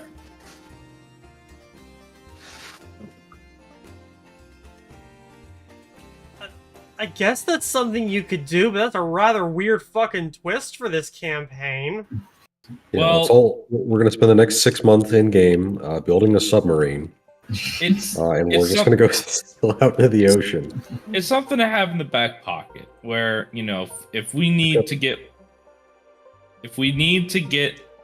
a lot of ion for some reason, it's in the back pocket. We were As for the talking rest- about it. Considering as that for we the just rest had of it you- explained to us that it's like that might be a huge pain in the ass. I know. Oh, it will be. You know, It would be. Mm. Dorian just being like, "Why did I even tell them about that? Why did I even explain anything to them?" This is just all these other conversations going on that he's just like, "Fuck." Guys, it's I'm like- looking to the future. It's I like, don't know about you. I should be really judicious as to what I tell you. You guys get pissed off that he doesn't tell you, like, everything. Fine, I'll tell you everything. You get pissed off that he tells you everything. Look. Okay, jokes aside, there's a lost Atlantis out there. You guys aren't excited? Oh no, I'm not saying I'm not excited. I You think just we got a lot of eggs in our basket. Who is You in... think Sven wouldn't be running over himself to write down, "Hey, by the way, giant Atlantis found?" ? Oh, I'm not surprised to hear Sven doing that. Mostly because it's Sven getting distracted by something again. who else was in Sven's room? I don't know if we hashed that out. I don't think we knew specifically where everybody was. Well, somebody Yeah, else gets to roll- watch roll Sven D3. stumble up over Sasha, run to write something down.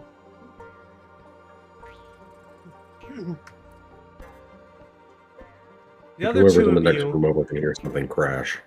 yeah, the two of you in the room next door hear, "Wow, Cash!" Ah, right. And then this Luger We all goes, woke "What up at the same fuck?" time.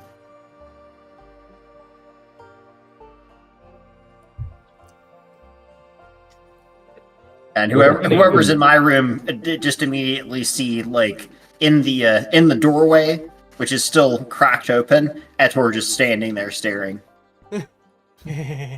Click. It's a stupid joke, but I like to imagine that. You know how in the Scott Pilgrim movie, Scott and Wallace share the bed. No matter how many people Wallace has in the bed, I like to imagine Lugo is Scott Pilgrim to Sven, He's like, just constantly sleeping in the same bed with all of his various different lovers. mm-hmm. He gets to sit at the foot of the bed. You know. Anyway, All right. Ugh. Not a bad place for a break. Yeah, I was thinking about Yeah. that, but I wanted you guys to give the opportunity to wake up and go, "What the fuck?" Yeah, What Yeah. the fuck? Daxius is just on the floor, staring straight up and just not really moving. Just kind of taking in everything. This is going to be a while. Etor, can you make coffee? Please. Just like, I don't know. Can I? Can you please make coffee for us? All right. Stalks off. He's gotten so moody over the last couple of days. I wonder where he gets it from. Oh, wait. Don't all of remind us. me. all of you. No, specifically me. I learned it from you, Specifically- Dad, okay? I'm sure I'm not Specifically, helping. like, elements of my own personality are coming out to mock me. Which does kind of seem fitting. But you know what? I'm going to probably get something to eat before meditation today. Can you grab me like a bagel while you're down there? Sure. I need a minute. I forget, do you want the cream thing that goes on it? Sure, why not? Okay. I don't even know what that is. It's. I don't know. He comes back having Cream? poured cream over it. Cream cheese? It's like the most basic thing. Do you not know how to make cheese? Do you have a How napkin? would I know can how show to you. make cheese? How could you not know how to make cheese? It's like the most basic skill. I'm sorry, I don't cook. It's There- You just to call it cooking implies heat. put it in a barrel and let it sit for a while and strain it. Mix it, turn it. Straining it's pretty much half of it, and then existing. And with that argument over cream cheese, we're gonna go to a break. See you all in about 15 minutes, or at about almost like exactly 8:30. See you in a bit. See you later. Come back with more cheese arguments.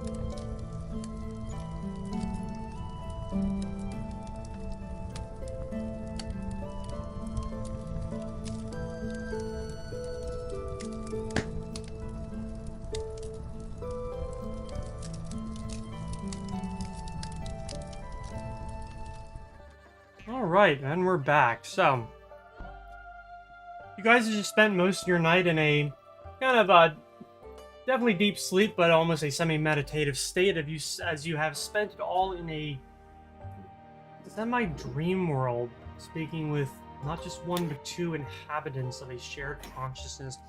You have awoken to a new day with a lot of new information and probably just as many new questions.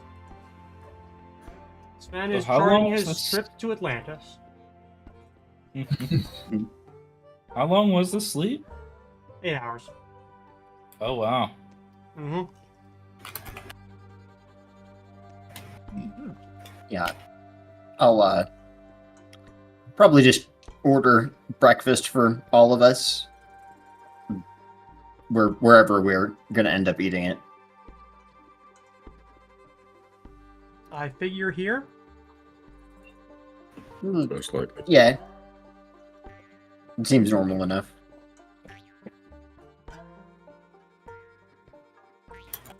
Well, that was a very strange interaction. Strange is putting it mildly. You know, it felt a lot shorter than 8 hours, and I'm not quite sure how it works with my ring of sustenance. I only needed 2 hours, so I guess I feel particularly well rested. Hopefully it doesn't make you feel groggy or anything, That'd be my like concern. oversleeping. I think it wrapped around 3 times, and now we're back in the positive. Oh, good. Yeah, there was quite a bit I didn't understand myself, but, you know, thing at a time.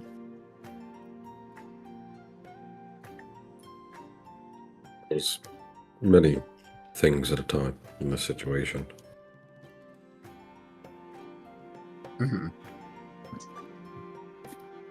Well, I don't necessarily know that we have any ability to act on this new information. At this point, at least. Oh, not at this point. No, not really.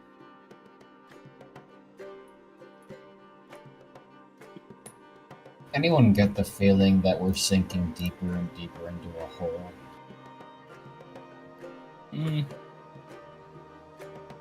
I think it's more that we're being pulled in increasingly separate directions. Don't imagine that they're all quite that separate.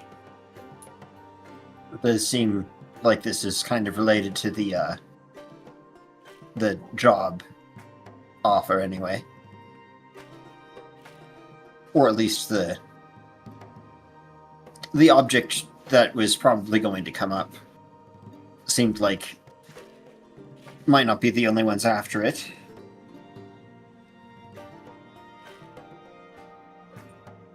We're likely to run into opposition on the way to the Ark, then.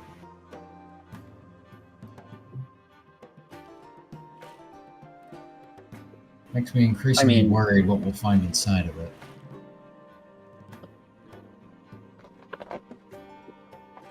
Sort of the case of... Well, someone... Sorry.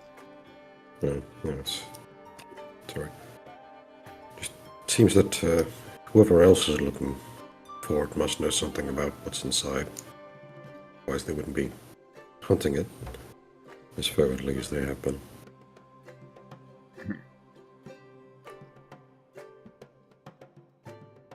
They say that the Ark is protecting something of incredible power. I suppose that makes sense, but I don't know, I always thought it was the Ark itself. Well, I guess one thing does beget another, so it's entirely possible it's product of rumor. I suppose whatever contains such a powerful weapon must also be powerful. Right. Yes. I mean,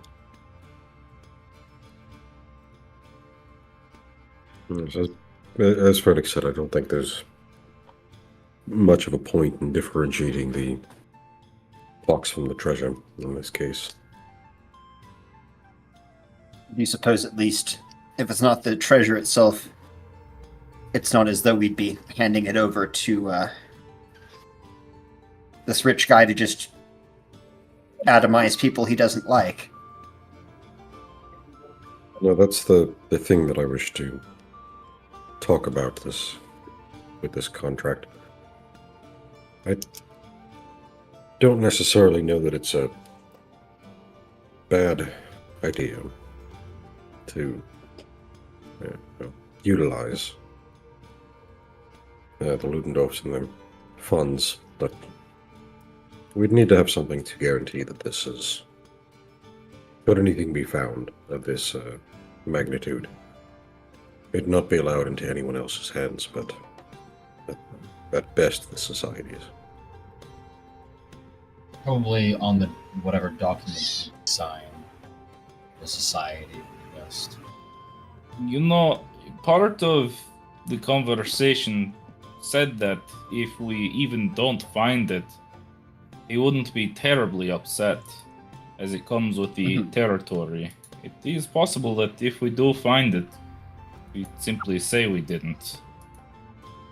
I'm not against that. We're going to have to take a risk too.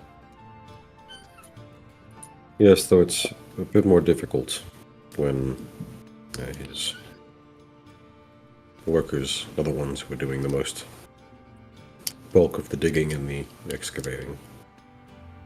Yes. Unless some of you have more skills in archaeology than I do. Outside of knowing a dead language, no. And even then, Sven's already got that covered. I haven't been to a tomb dig myself, but I suppose it's a case of some of my knowledge might intersect with it.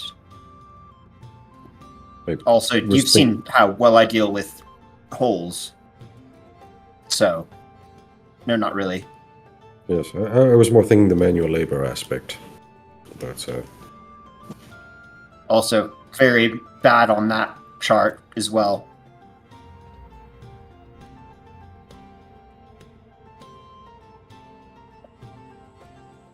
I don't know. I don't know what the best way to approach this is. I'm not inclined to sign the contract in its current state. It But wouldn't be untoward to have someone who knows a bit more about these things take a look at it for us, but obviously we don't have the actual paper itself. Something tells me the Ludendorffs won't budge much. It's something that's kind of like having a food taster. No one's really going to say it's not necessary.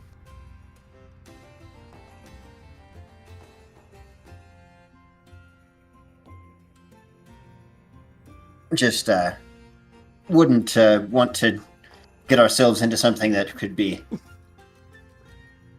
pain in our asses while we're trying to figure out what to do with this thing if we do end up finding it.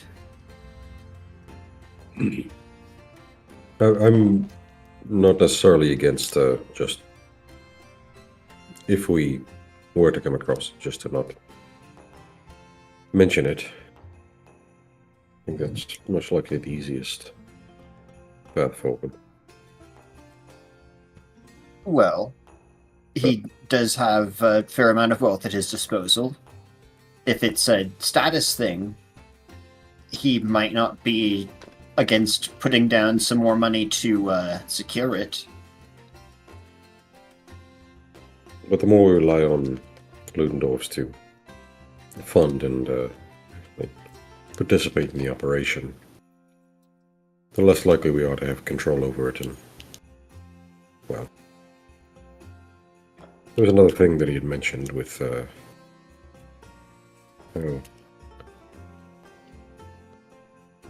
it's not if it were to end up being a object of power, it wouldn't necessarily stay in his hands if he were to find it. Mhm. I imagine that the crown would Right. be much more interested in this sort of thing than he would.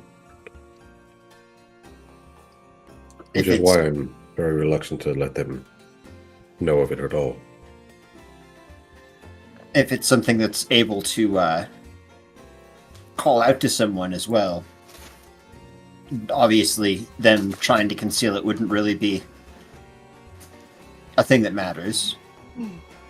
At least not for the one circumstance that we're hoping to avoid. Which, I'm glad that you brought that up, actually. I was presuming that it would be good for us not to have control of this thing, because then probably something would come and try to take it from us. And I don't know about you, but I really only have recently discovered a thing that can prevent things from teleporting into and out of places. I would like to be able to maybe use that method to leave if something really bad happens. And, well, I'm feeling a bit out of my depth. It's, there's a lot to ask to even potentially be holding on to something that can point us in the direction of a thing that can do these sorts of things. It's kind of hard to say what we should and shouldn't do with it. We have it. We don't know really what it is still. If it's something that's useful to our overall goal, it might be something we should temporarily hold on to, until we're finished with our business, so to speak. But afterwards, I do agree it needs to be dealt with. I think the idea of any of us using it is a pretty terrible one, to be honest. Depends on what it's used for. Well, Yeah. it's more likely than not sort of the thing pointing to the other thing. So, still. We've seen what the best of intentions can do, so I've got to assume there's a fair chance that that would also similarly end up badly. When does something we do not end up badly? It's a matter of perspective, I guess, sometimes. The gauntlet went pretty good. I don't know. I remember getting torn to shreds by a beast. Well, you're not Oh. torn to shreds anymore, are you?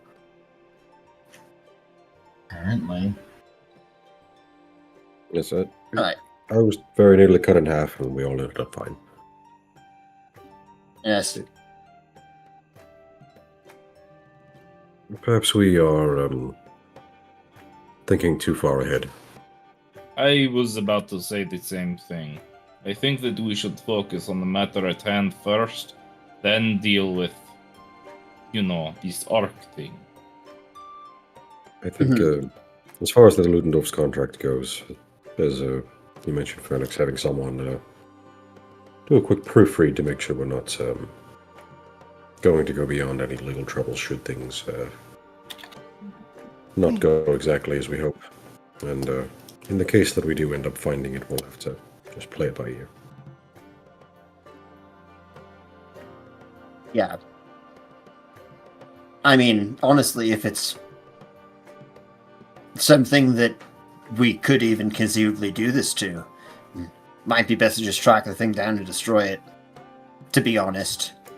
But, yeah. Just, if it's a matter of counting chickens and eggs, we probably should at least have a basket to put one of those in if we're going to pick up what we think is an egg or a chicken. I'm So, hesitant to mention this, but there is always the Veiled Archive. for trying to get rid of a potentially dangerous magical artifact. Okay, I've had a problem with the Veiled Archive for a long time, and it's this. I get it. It's heavily guarded and protected, but they said themselves that magic items drawn to each other, drawn to fate, whatever the fuck. Eventually, someone's gonna break into that fucking Veiled Archive and have just an access to a Dragon's Horde plus worth of magic items. Do we really want that lumped in with that? I did somewhat like Phoenix brought it up in passing. I don't know if he truly meant it, but there is the option of trying to destroy it. I don't think that's even possible. That's the only reason I mention it is because failing the ability to destroy it or contain it or hide it away, the Veiled Archive is the closest thing that we would have access to in the vague shape of a dark black pit to toss it down. There are I don't like the ways, option either. even if we cannot destroy it, there are ways to hide something in a way that it is unlikely to be found. For example, throwing it into the astral plane somewhere and then breaking the gate to it. So, Good luck finding it. yeah, but something worse This will is true. find it. Honestly, I like the other Perhaps, idea better but than that. so far into the future that I don't know if it's much other problem now. To find something in the astral plane like this, for example, our bags of holding, they go to to the astral plane. If you put something in there and then break the bag, or destroy it through other means, the stuff stays there, but the access point is gone. And good luck finding that stuff. You could, transport yourself to the plane, but it's an infinite plane. Good luck finding that stuff. Point of Certainly order, would take a while. breaking the bag actually would just spill its contents out onto the ground. You know what I mean, God. I think if you put it in a portable hole, it stays and just That one I gets think, fucked with. yeah. That one I think is more true. I mean, I that thought it basically worked kills out, but- everything in like a 20-foot radius, though. Oh yeah. Well, it sends Yeah, but it you to can another literally- plane. You can literally just portable hole in the ground, bag held up by a rope on a tree, stand real far back, drop rope, boom, safe. Yeah. Just rest in peace to the rabbit that was deciding to bite grass right at the edge there. The but rabbit I'm- being destroyed by forces it could never comprehend. Rabbit is just getting tied up by a phase spider, not reacting at all. It would be an expensive way of containing it, but it would be a rather effective one. I think we're shouldn't be opposed to working with the Veiled Archive. And I feel like I'm parroting what other people have said in the party about various other things in the past. But I kind of don't trust them completely. Especially because if something goes in, it doesn't come out. According to them, who also have access to all of the things that they say are still in there. So, who's to say, except for one of them? It's entirely possible they'd be the best option. It's I also just know nothing about them. At a certain point, once you are safeguarding enough artifacts, those artifacts can be used to contain themselves in a way. So, Hopefully. when you have enough swords, you can. How am I'm putting this the wrong way. He's trying to make Something the to- point of secure, contain, protect. It is Well- possible to make it hazardous enough, I would assume. But also, just knowing the way that things work out sometimes with contests of magic, it really just gets to a point where it doesn't matter how good something is, they just find a way through it. Hell, a wish, miracle, all of that probably could manage to pierce their defenses or at least open a hole. And that's really all that's needed. It's more of a case of I don't think it's a good idea to necessarily keep all that many things like that in one place. Yeah, Presuming they that, yes. But like I said, I don't really know anything about them, so I admit it's all hasty jumping to conclusion shit, but Fair enough. Because I think inherently, we're still yeah. just If we ever needed it again, I would be really remiss to be like, well, great, now we just have to go into talk with them and figure out what the hell they did with it. I think this is another case of looking too far ahead. This discussion can be had when we know what it does, if we even will ever use it again, or use it Yeah. for anything. Agreed. You Oh, know, gosh. it's- We have to fight the hag and... Yes, and we've been talking a pretty great deal about things that I think ultimately will need discussed at that time anyway. I mean, I love the hypothetical talking with you guys, but presumably this is what happens between when we're actually talking as players. Mhm. But I don't know if it needs role played out. yes. So just for now, we're finding someone to do a proofread for the contract, and then assuming Yeah. no blatant problems, sign on and proceed with that after we finish things up here. We should It definitely is- add this stipulation of, if we find this artifact, it goes to the society. I would almost not even mention it at all. Yeah. They Or seem even like they're just- already aware of it, so... Yeah.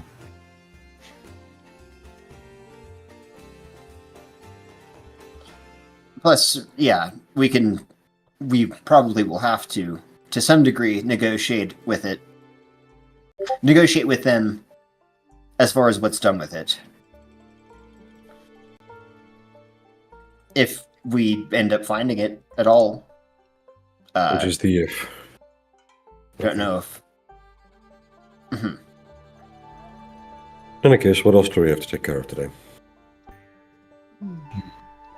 So I'm assuming that you guys were like sitting I- down, like in the common area, eating breakfast and having this conversation. Yeah. Yeah, that or we pulled up and we're eating in separate rooms while talking around a wall. Yeah, just sticking our head outside of the door to yell down the hall. Like fucking weirdos. Mhm. There's like some fucking adventurer that's been standing at the end of the hallway watching this the whole time that you totally ignored. I like to imagine that there's somebody cleaning up the puddle that Fernix left yesterday after using his mist spell. It's like a dude with a mop, Probably. wet floor sign. Just, you know, Oh, in a blue God. jumper with a toothbrush mustache and goes, Scruffy knows. Scruffy don't care. Yeah, I hear batshit crazy talk all the time. This is nothing to me. Drop his own break.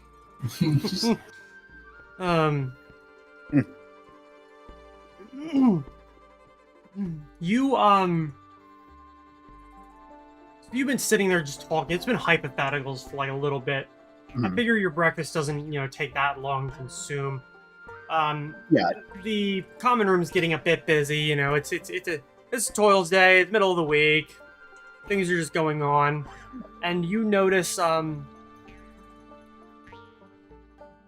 somebody coming through the front door, which Vic, you're the only one to notice because A, it is a woman, and B, she is wearing the colors of a cleric belonging to your church. In fact, you actually recognize her as being one of the younger women that you've seen over at the temple in South Shore.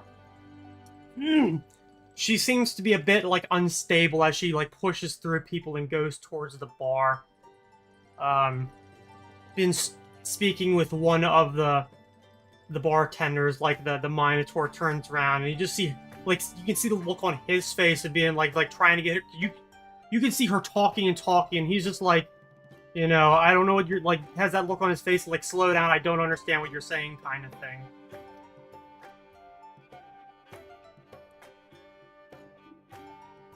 I think eventually he'll probably just walk over and see what's going on. I think Gar, the Minotaur bartender, just sees you and just kind of like puts like one of his fingers on her shoulder and just turns her around towards you and just gives a talk to him before like escaping from this conversation. The woman, who probably is around the age of like maybe 30, like long brown hair, rather fair skin, seems to be a little disoriented before eyes fall on you, and she's like, "Wait, I recognize you." Yes, sure. You've been working down in the South Shore Temple, correct? Well, it's probably a good thing that we actually found you, because something's happened. What's going on? What happened? Well, Melia just barely escaped death. And I can't really speak to a lot of the other people at Madame Carrington's. Alright. Well, let me grab my compatriots and we'll head down that way. I'd make it quick. Walks back over the table. Been a bit of an issue. Something happened down at Madame Carrington's. It seems that damage has been done. We need to move. All right, Great. then. When is damage not done? Oh. Give me an hour and then we're out. Give me an hour. I didn't prepare my spells. Oh shit! What do you want? Well, I can't That's use fair. the Yeah, leftovers. he didn't. Actually, that's true. I didn't cast any spells beforehand. All right, fuck Yeah. it. I don't think you cast any spells yesterday except for the extra ones of your astral limb, and that was it. I cast every second level spell that I had and a couple of first level spells, and I think that's it. So, yeah, I'll cope. I'll deal with the prepared caster bullshit. I'm gonna just be like, hey, Vaz, this totally counts as an interruption. I'm not putting off meditating for spells. Mm-hmm. Just put him in the back of the Don't- cab and he can read while we're driving. Yeah, don't let the bus leave. I'll just be there in a couple of hours, maybe.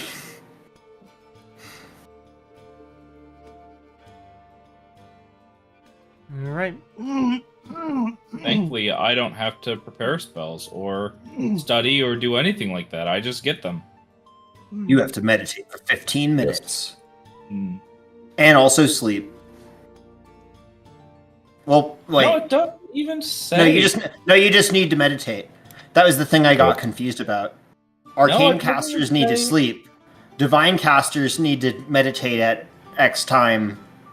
And then they've got that rule that's like, if you put it off and you were just being a dope, no spell refresh for you today. No, I don't think I even need to meditate. You It do. It doesn't say Oh, I have spontaneous. to anywhere. Spontaneous casters need to meditate for 15 minutes or you don't get your spell slots back for the next day. There's a thing where if you are in this window where you would normally be resting and then getting up and immediately preparing spells, and you cast spells like in that time, then you just lose out on a spell slot. I lose out on the whole like whatever slot it was. So it's one of the few ways that I can wake up and prepare spells and have no domain spell for a level. Because I already cast it like 2 hours ago or something when we got attacked in the middle of the night. Well, I'm saying that my thing doesn't even say spontaneous caster. It has a spell casting section, and it says I get these spells per day, but it doesn't say anywhere that I have to meditate or anything. But you're a spontaneous caster because the way that yours work is you have spell slots that aren't assigned to anything, and then you've got spells known, and you can just cast any of your spells known off of that level. Yeah, but That's I don't what, need to meditate for them. You do. It's That's not 15 right, minutes though. It's in the magic section. Yeah, any spontaneous caster does need to either like meditate or do something like that. Yeah. It doesn't Divine explicitly say it. casters. Yeah. The annoying shit for divine casters is you need to pick a time, which most people pick the morning, and then that's the time that you always do your meditation, and then you're not supposed to be able to put it off, but some people don't care. And the arcane casters have to get 8 hours of sleep, or they don't get their spells back. But they don't care what time they prepare it. They could, like, wake up at, like, midnight and prepare stuff, whereas I wouldn't be able to do that, for example. I don't And, know, but If you're spontaneous, normally it's a case of like once 24 hours have passed since you last got your spell slots back, that's when you're allowed to do your hot little meditation. I remembered it because there was specifically some weird mechanics that they tried way back when for like sorcerers to be like, I can change out what spells known I have during my meditation at the start of the day. And before then I was even like, oh, yeah, I kind of forgot about that. Because it's yeah. That I'm like the preparation for all the stuff that I'm used to is a little bit more to deal with. But I think Axius is the only one of us who actually needs to sleep to get class features back. Yeah. And Dax's meditation up until recently has just been going to the bar and just like sitting in contemplative thought as he drinks. But that's changed lately. Everyone with Cyrus, anyway. then you're made to drink tea like civilized people. This doesn't get me fucked up. It's fine. It actually tastes kind of good. I'll get So- you some mushroom tea, and then we do a purpose. Ooh. I'd actually be down for that. So, what are we doing? We're Well, going to the Madame Carrington's, I assume. Oh, or the priestess does tell you that Nellie has been taken back to the temple. So you at Just- least just know where following her she is back to the temple. specifically. I assume she's going back to the temple as well, so just following her unless she's got other stuff to do. Apparently. yeah, I was sort of like we were being directed to go somewhere. So Okay. The priestess leads you back after you finish collecting up your stuff and yada yada yada. It's a bit of a walk, and she moves quick. Like, she has that definitely, like, that terrified teacher walk, the way she moves. And actually, it's almost difficult for some of you to keep up, especially the shorter among you. She doesn't really talk the entire way, keeping ahead of everybody and just moving. As you get to the temple, you see that there are other, like, priests. Not that there are a huge amount of them here at this temple. It's like 2 or 3 other people kind of sitting or standing around in the congregation room.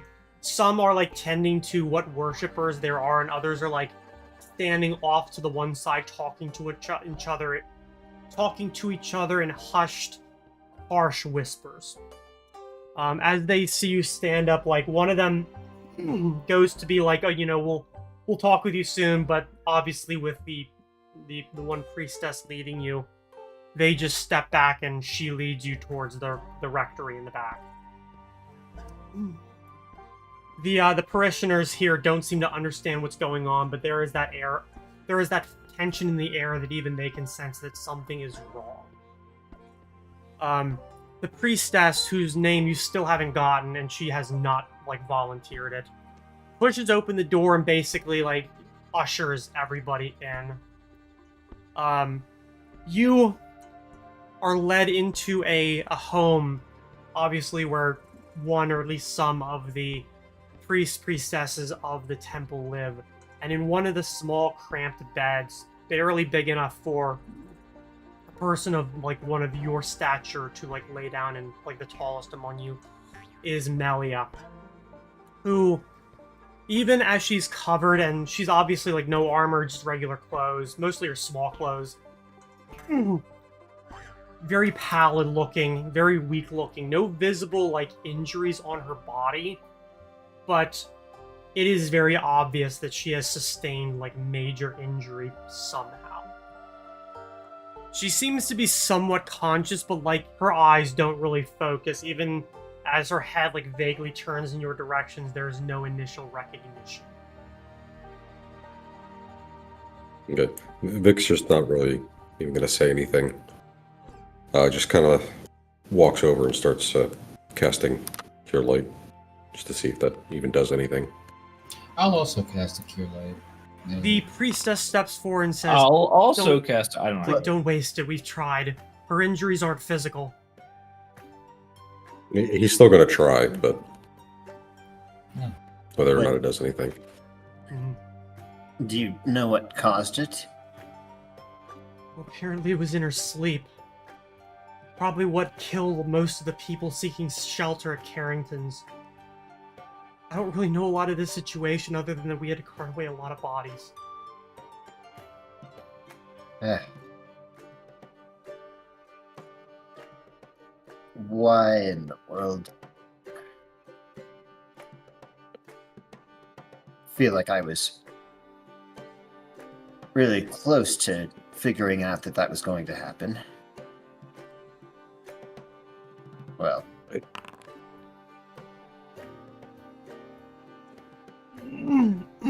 Most people would die from such an experience. Remember, Vic. You got quite a durable mentor. She said she had it under control. I thought she was correct.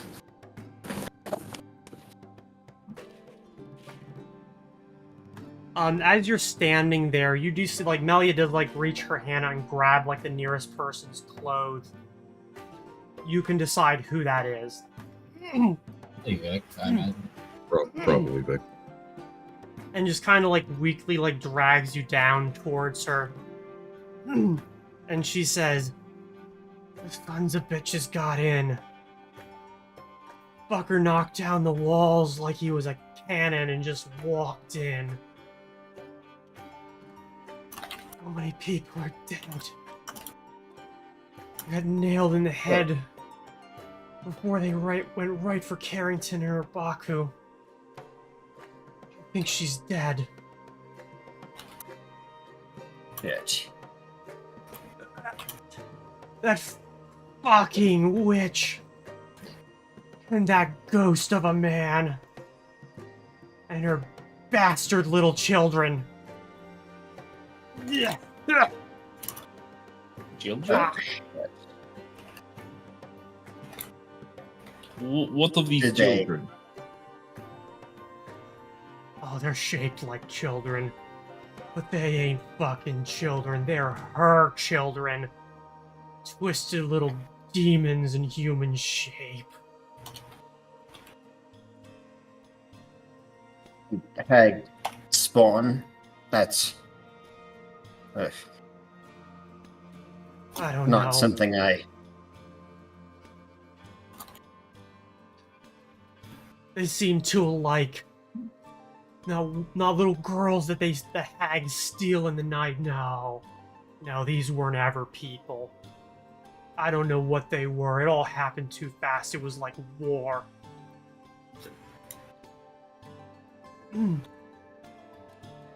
I'm going to try something a little esoteric. I'm gonna cast Detect Thoughts and try and peer into her mind. I don't know if this will do anything, but maybe. Well, if you're trying to look for like information related to, say, memories, you're not going to get that using that spell. Tech Thoughts mostly Right. provides things like surface level, like immediate thoughts and ideas. Yeah, but maybe it might like take these thoughts and put them into more like coherent form. Is kind of what I'm thinking. Okay, yeah, that's sort of what the follow-up I thought of as well, was that perhaps you might get a little more coherence out of it. Mhm. There, to say she will give a certain check, but it's not out of necessarily initial like desire to resist. It is the fact that she is so pretty incoherent. Okay. You're not able to get too much, but you definitely get that there is a level of fury underneath there, laced Yeah, with that a much. very obvious flavor of true terror. What she saw was not something that even she seems to be able to put into words. From what you understand, that these were like, even without her children, this was two people. A night hag Mhm. and Nahum. You do get like certain descriptions, her tall and thin and twisted, and him shorter but thicker and bald. Look like the heat of hell coming off of his body, and that little monster sitting on his shoulder, the little method. Method. I say that out loud. They're like a tiny elemental sort of demon. Things you saw in the dream the first time in the mansion. That's right. When you first saw Caligaro, he had the thing with him. Right. Yeah. Yeah. So it I almost forgot about that thing. Yeah.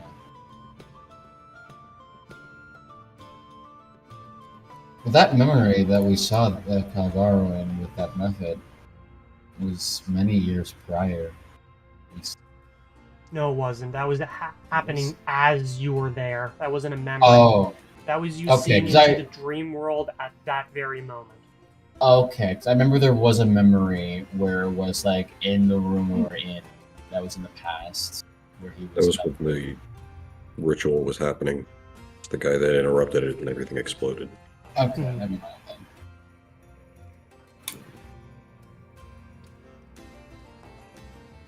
we do Well- everything that we can to get them.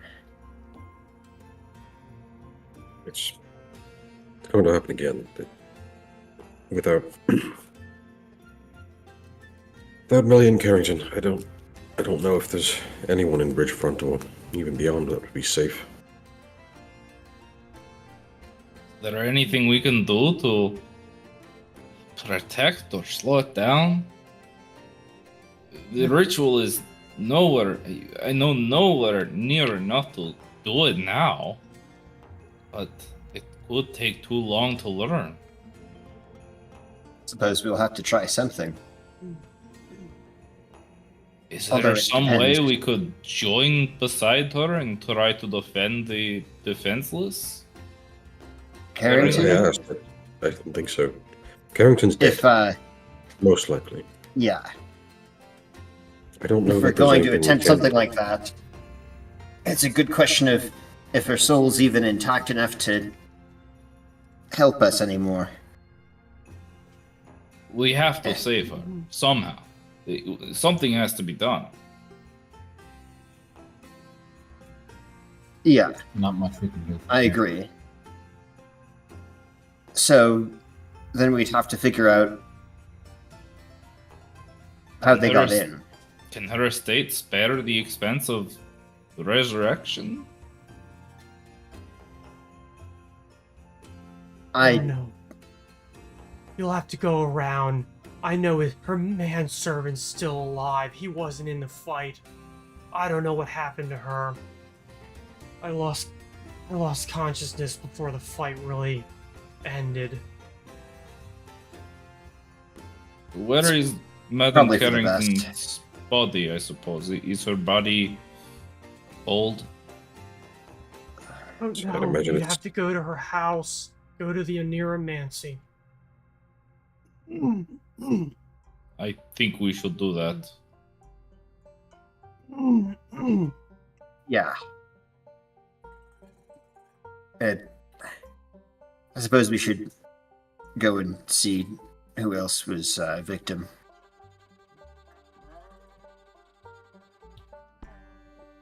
Is there anything we can do for you now, Meliel? I don't want to leave you like this. No.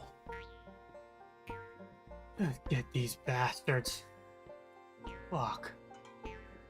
And she's like lays her head back and like, ah. I'm going to. Or at least do everything I can.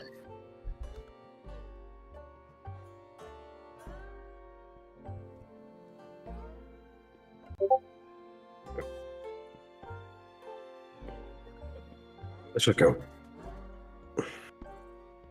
He just starts walking. Follow. Yeah, Follow. we leave.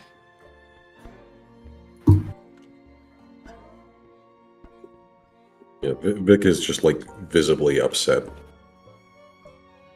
Beyond any point he's ever been, like, probably in the presence of you guys.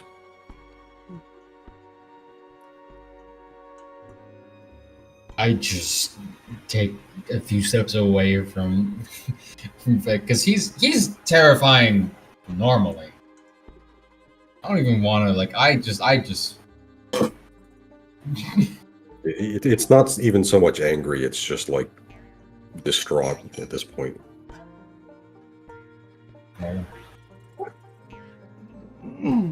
Encased. We head over to her shop. Okay.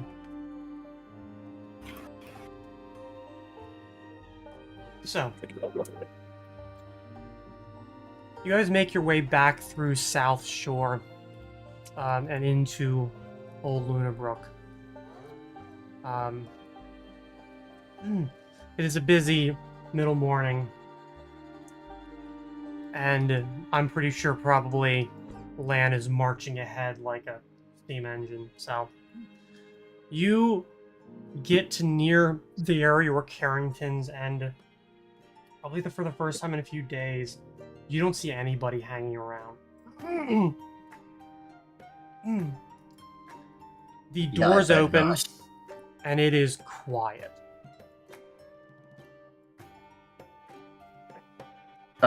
Hello?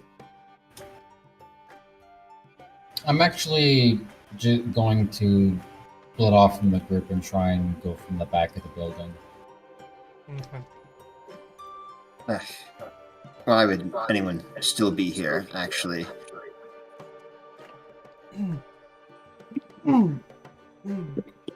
I guess I'd look around for signs of life or bodies. Yeah, just a second. Well, thankfully, it seems by now, well, I guess as you're going up the steps, there are people coming down the other way. They look like workmen, like of some kind, and they're carting, well, corpses. Like they're moving bodies. It is a solemn affair. Nobody says anything, and as they pass you by, you can see it is the body of a woman. Younger in age, but probably not a child, and her skin is pallid. Gray, ashen, like a lot of the people who you've seen who have died in their sleep. The Yeah, one, I just... yeah, the one workman kind of meets your eyes, gives like a, and just keeps moving. Yeah, I just flash a look over just then. Don't say anything, but figure he probably already kind of gets the picture. Licks his lips, shakes his head. No. No thanks, I had a big breakfast. So, Who's going up the steps to Oniromancy? Yeah. Head up there. But I was kind of implying out of game that one person that you interviewed might be good to see if she's alive. Abigail? You, Abigail, yeah. You get to the top of the steps and you don't hear a lot of noise. You don't see, thankfully, like, corpses still piled up or something like that. But you can hear the sound of a man weeping. Like, openly sobbing. Since I'm familiar with enough with the layout of the place, I've been in there twice now. If there was like if there was like a room that was like closed or locked from my time in there, I'm gonna try and like on like the second floor. I'm gonna try and get in through a window that will give me access to that using the rope of climbing. So you're outside, right? Yes. So you're gonna go for like a window? Yeah. Okay. You'll be climbing up to the second floor. Like that's, I'm assuming you want to get into our Neuromancy, not into the home underneath. Yes. Yeah. Okay. Just Climb. in case there is something inside. You never know. Well, they're about to see inside, but you don't know that, so give me a climb. As the three of them go up go through the landing in the waiting room. You're able to climb up and get to the windows, which are closed and locked, and the heavy drapes are drawn, as you've seen in the past. If you want to try and open one of the windows, give me a disable device. Okay, you're gonna have to keep trying for a little bit, but I figure you'll get it. It's not very difficult. The three of you get to like the open double doors, and you see inside her room where you see Colville, her manservant, basically, the white-haired, thin, tall, almost butler-esque man, standing over where you can see her crumpled form on the floor by where like her fainting couch usually is.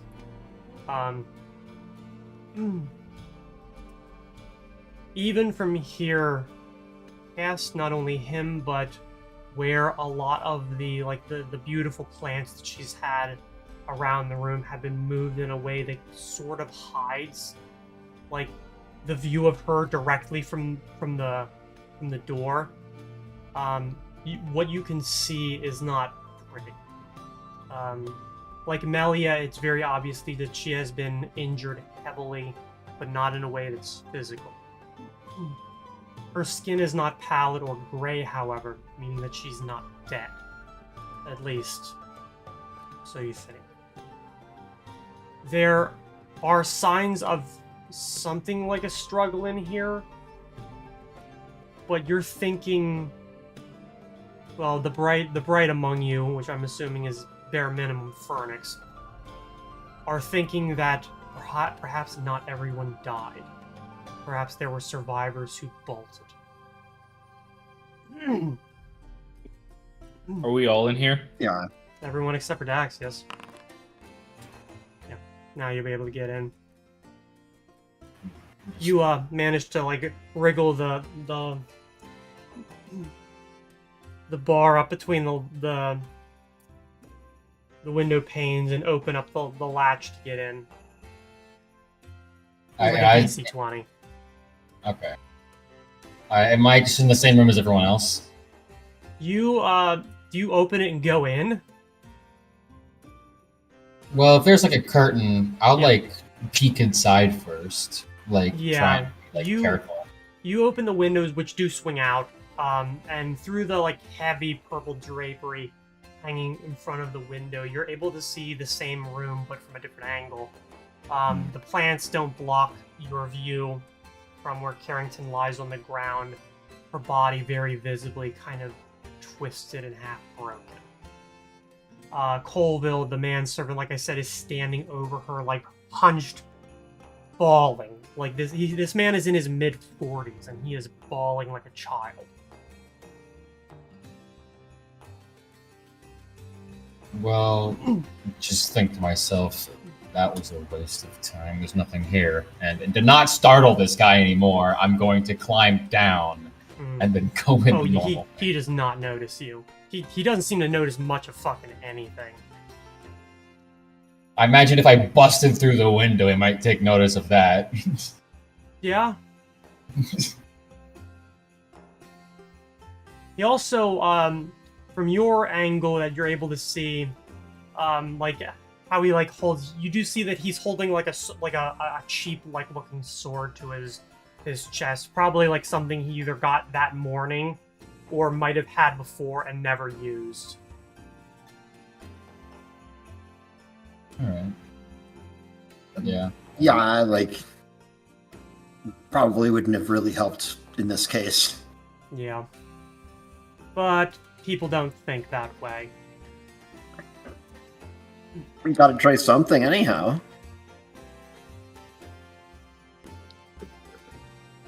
It's, I'll just go on the normal way.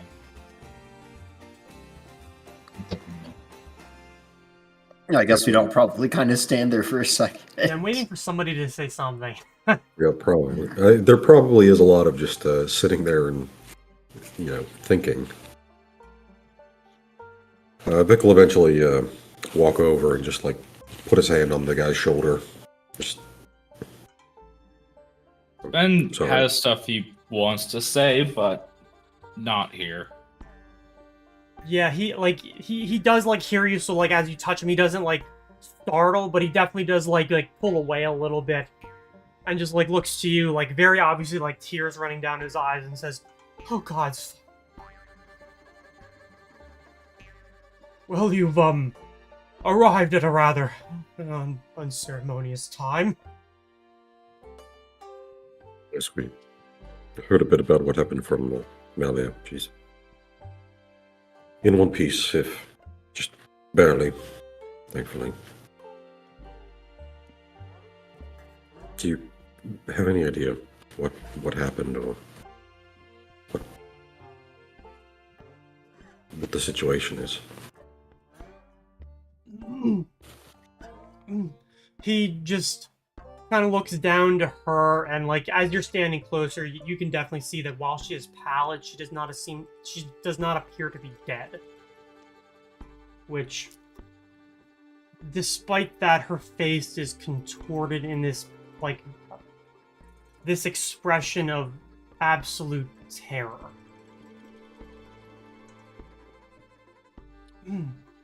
He just looks to her and looks back to you and says, "It was fucking awful.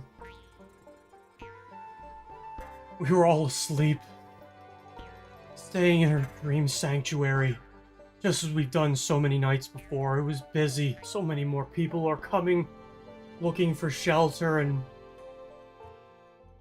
we just walked in. Like there was no wall at all, just walked right in. The hag and her monstrous little army of children, and that looming monster of a man." The three of you who are in the room, go ahead and give me a perception check.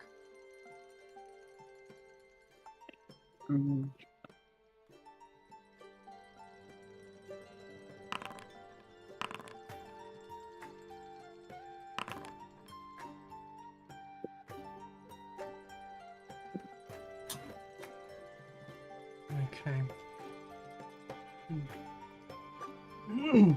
All three of you, as he is talking, are able to, first of all, you're able to discern that she is indeed alive. However, very, very weak. Her breathing is extremely shallow. But you're all able to, kind of glance down and notice that there is something that is written on her planchette. Like the thing that she does her auto writing with. Which reads out, "The spider silk is strong, they are coming for me."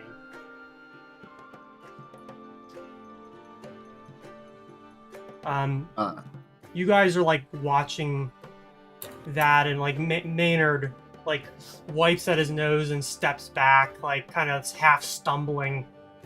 Like he puts his like the one arm down onto the table where like all the little dangerous little plants, like beautiful but tropical plants, are, and like kind of knocks them a bit. And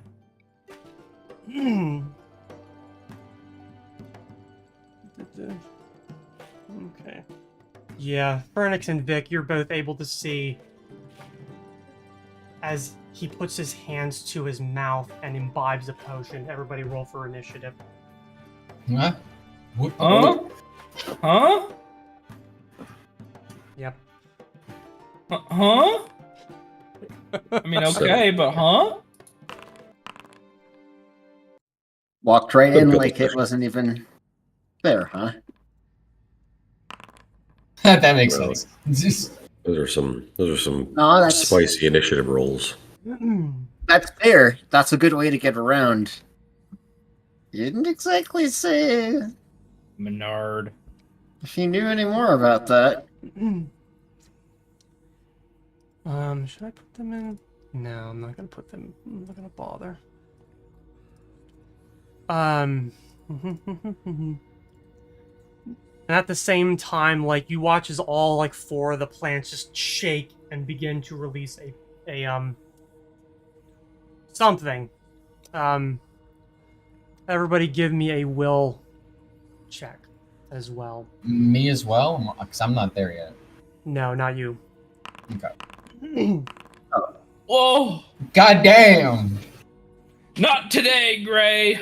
Of course, it's Vic that doesn't get the natural 20. Wayne, give me a 1d3. My hand hold over on. my mouth. No, wait, my head to protect So- my brain. Maybe. Before that resolves, I do have to pop that out. Ah. Because I presume I failed with 13. I don't know Yes. if the extra 5 causes me to pass in that case. Okay. All right. Yeah, it burns it up. But you manage to pass that as the feeling of heavy sleep overtakes you, and the charm burns at least one charge. I can't remember if there was more than one or not. It says first time each day. Actually, another slight question. Would a 15 have passed? Yes. Missed by five or less. Okay. Okay. Because I technically also have the shake it off feat, which would have, assuming that I'm standing within range of both Barry or both Sven and Fernix, would have also given me a +1 for each. I don't know if you want to rule that I wasn't standing next to both of them. I actually want to take 5 steps to the left. Yeah. Since there's I- no as real far as- there's no real battle map for this because the room's so small. It's like 30 by 30. Yeah, we're probably all together. We'll just say that the charge gets used either way, because I think You've had this for a while. I think I Pretty gave this to you like a while ago. Like a while I haven't failed any ago. Well, I haven't failed any saves for a while.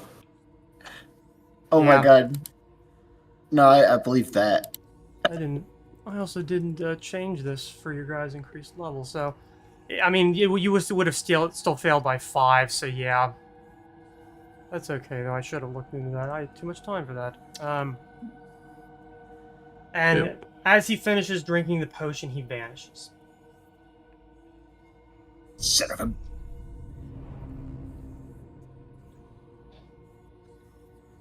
Okay.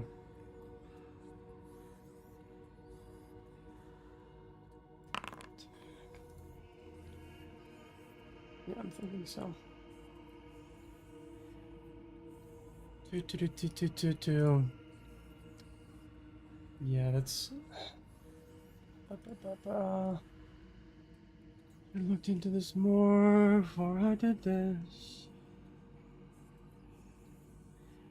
That's okay. I didn't fucking know.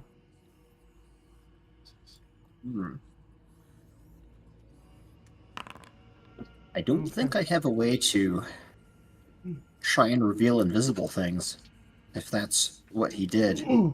Ben Well, does. thankfully, at this point, it doesn't matter as you feel that sword get shoved into your back. Oh, Vernix. Owie. For 16. He rolled real low on his sneak attack, like real low. Piercing damage, and Just, of course, when he hits you, the invisibility vanishes. Yeah, I found a coughing way up. to detect where he is. Blood as they stagger forward. Just sword through your chest. Yeah. I've located him, guys. Alright. That is his turn. Sven, you're up. So he went invisible and then stabbed Phoenix in the back. Yes. So do I see him now? Yes. The invisibility is broken by the attack. I'm gonna cast Fairy Fire on him and draw my weapon. Just so he doesn't do the invisible shit again. Well, it's seeming like that was from the potion that he imbibed, rather than an ability that he has. Yeah, but he might have more potions. Yep. And we Alright. don't know his abilities. Alright, you cast that on him. I do not think that he can resist that, I'm pretty sure. No. Oh, yeah, I think no it's- saving throw. Alright. Spell resistance, yes, but no saving throw. Yeah, no, he does not have spell resistance. Alright, and that's my turn. Alright, Vic, you're up. Hold on, what? Alright. I assume he's relatively close by to me still. Bare minimum, like, within 10 feet. Like, or excuse me, at most, like, within 10 feet. Like, I'm not really worried about this. This is a 30 by 30 Okay. ring. So would I be able to, like, just 5-foot step over and still be within range? Yeah. Okay. I will say that this man has not displayed, like, any real overt hostility. He seems to be rather demure. Except for stabbing someone in the back. Yeah. Okay. Well, I mean, it was me, so it's not Would, that hostile. it'd be more acceptable if it was me.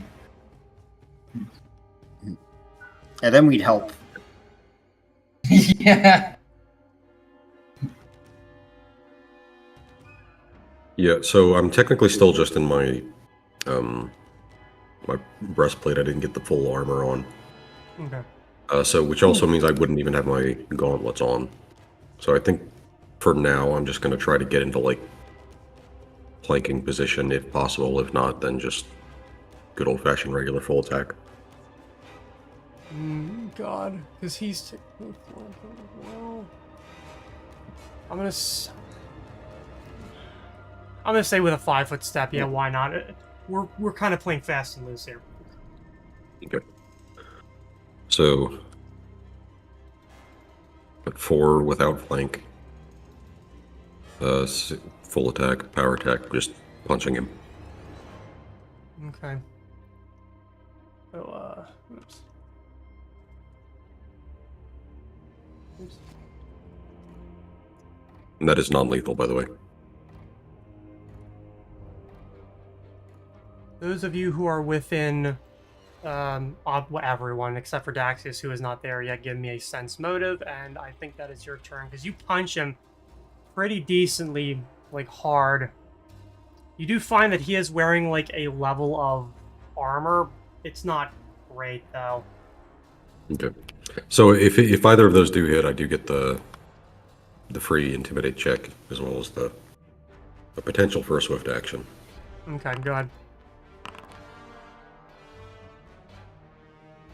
This is a weird with that- situation, so Yeah. it's a really bizarre situation because I don't know what necessarily you'd be rolling against in this. So if you were, well, I can make a suggestion, not knowing the situation. Give me the sense motive as well. I would assume that if he's being mind controlled by something, then He is it being wouldn't go dominated. through. With that roll, you were Okay, able well, to that- tell that he is terrified and crying as he is doing this. This is a man who probably has never swung a sword in his life. But he did 16 damage? He has 8 ranks in Rogue. The most of that was from sneak attack, but thank God he rolled like a 1, a 3, a 2, and a 4.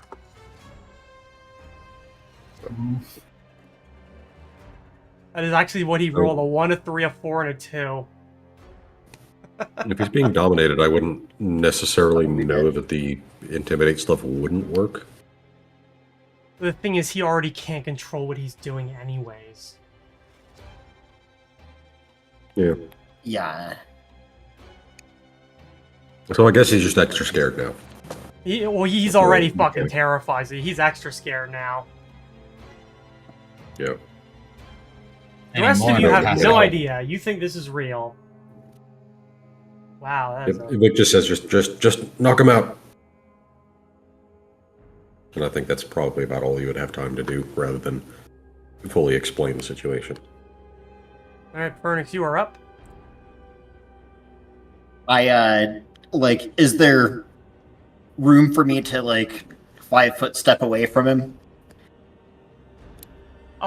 Yes, there would be space for that. Barely. Like, fucking barely. This is like, you guys are, in like this. Oh, I'll knock him out, all right. Just sort of wheel around and taking some of the blood from his own wound, he just smears it on this small length of chain that's hanging off of his belt, and a bunch of translucent but illuminated by this sort of reddish glowing blood-like liquid.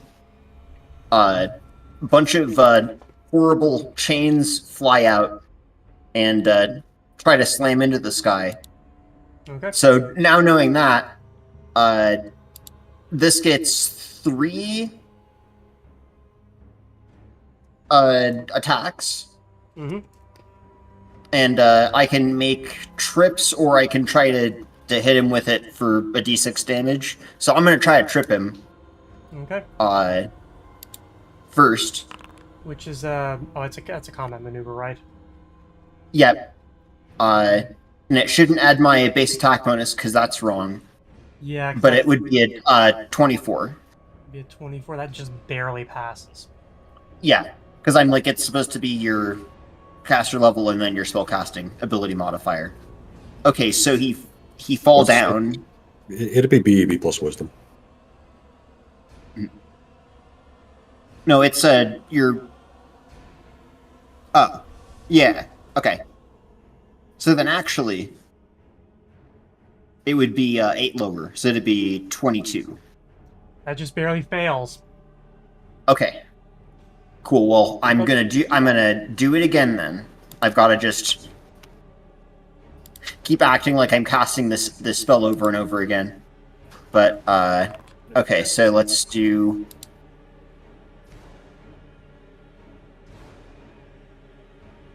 Yeah. That should be the right bonus. Okay, so another trip. Yep. Yep, that one 23? passes. Yep, that one passes. Yeah. Cool, I tripped him. And I'll just nail the other chain, right over his hand, I guess? Yeah, because I can't make any other kind of combat maneuver against him, and if I hit him with it, then he can try will save to not be shaken, but I think he's already shaken, so Okay. that's gonna be it for me. Okay. Daxius, you are moving around the building. I'm assuming that you get, because 30 feet, you're around the building, up the steps. You're probably, most of the way up the steps when you hear the sound of combat. I'm just walking my way up, and I go, God damn it! And I quickly go into a sprint. I don't know how fast I can get up there because I've already used all my movement going around the fucking building. If you use your action in order to move, run, move double your speed, you're able to get in. Give me a will save. Okay. All right, cool. You get inside. The spores get in you. You cough, but other than that, so what you see is the scene that has unfurled, before you. It's just not a moment's rest. And that's, I'm pretty sure, all I can do. Yeah. Bite performs the move action. Yeah, that's it. Okay. He's mostly just going to swing from the ground because that's more or less what he can do. I guess this is going to be towards... Who's within 5 feet? I think just Vic. Just you? Let me see, is that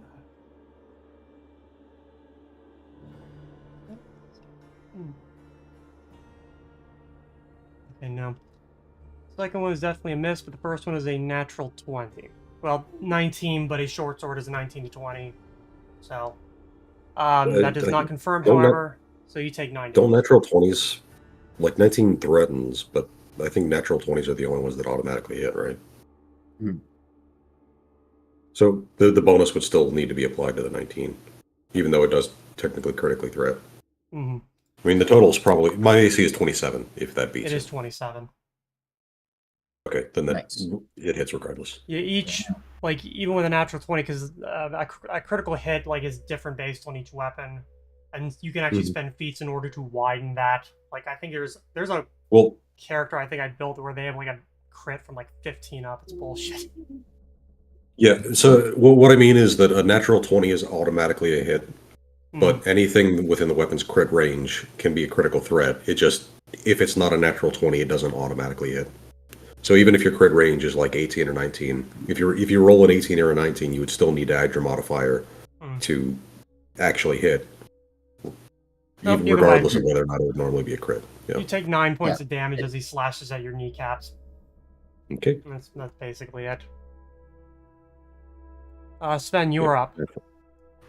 Weird Pathfinder How- rules. How helpful would Yep. bull strength be on you, Vic? Mildly. It would average out to 1 extra damage per hit. Oh, you already have a +2. Yeah. Okay.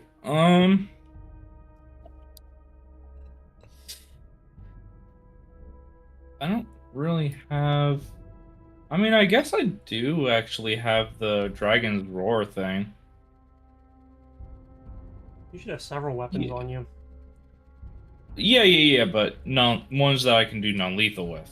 Okay. You can do non-lethal with any weapon, just with the penalty. Except Yeah, for, like, things okay. which you physically can't, and ranged weapons. Alright. I will drop my sword, which I drew. I will draw my Dragon's Roar. I mean, you could hit him with the side of the sword. Yeah, it's just a -4. It's gonna be Yeah, the I have same no either idea way. what I have no idea what his AC is though. If that's because I don't have It's a not very that high high. to hit. You have a higher hit than I do. All You should. Might- If you're using might your not have animal focus correctly.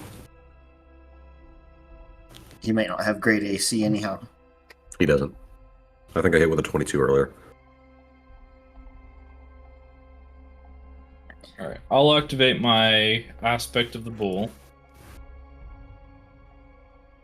And I guess I'll hit him with the side of my longsword at a -4. Yes. Okay. Okay. Oh, yes, and, those of you who have been hit by him, you are also bleeding. Is there a penalty on the damage? No. How bleeding? 4. Okay. Which I don't think... Oh yeah. You might have gotten around to it, but Vic has not. Interesting. Neither of those hit. Well, Apparently, that's my turn. What? apparently they added it so that you can finally do rounds. You just gotta right-click the status in your character sheet.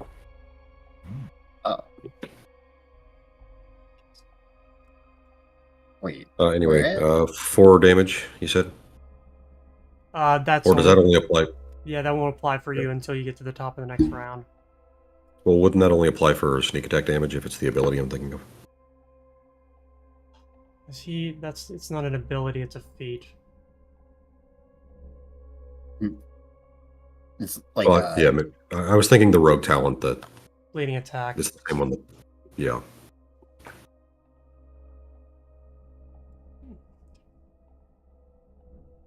Okay.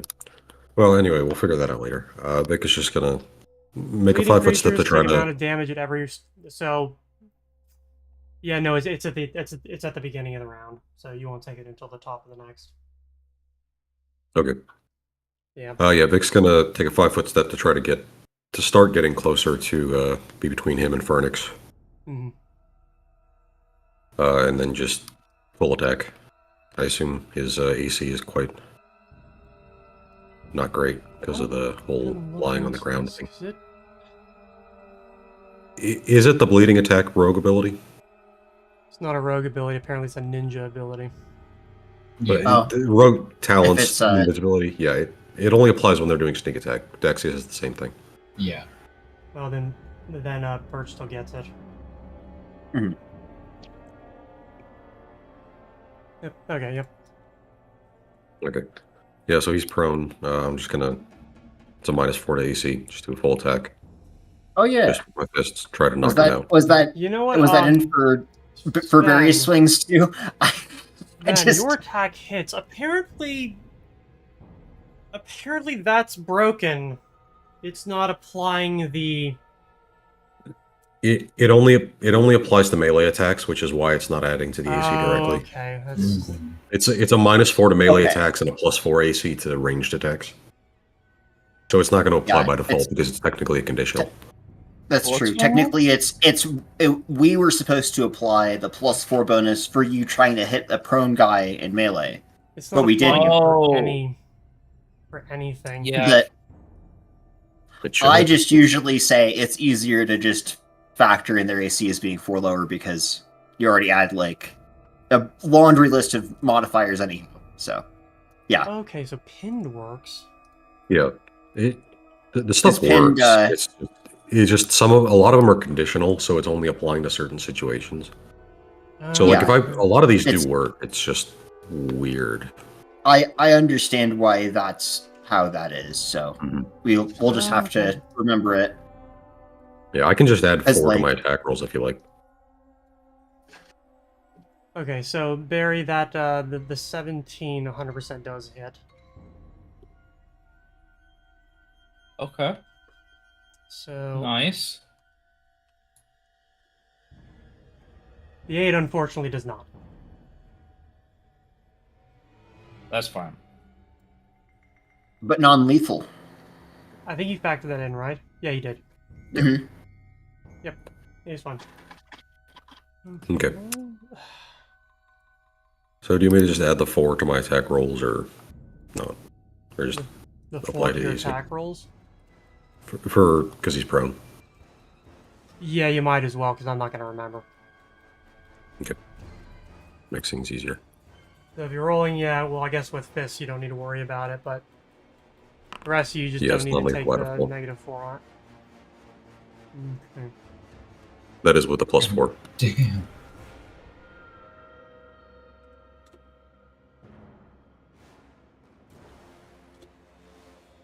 Alright. Both of those God definitely damn. hit. Wow.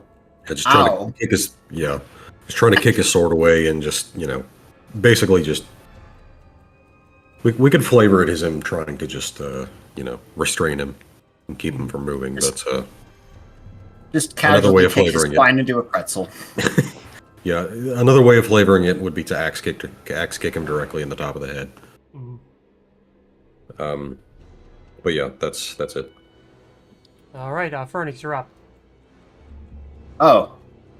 That was that okay, that was non-lethal. Yeah, so it's non-lethal. I don't have my gauntlets on. There is room to get in on this? Yeah. Okay. I guess.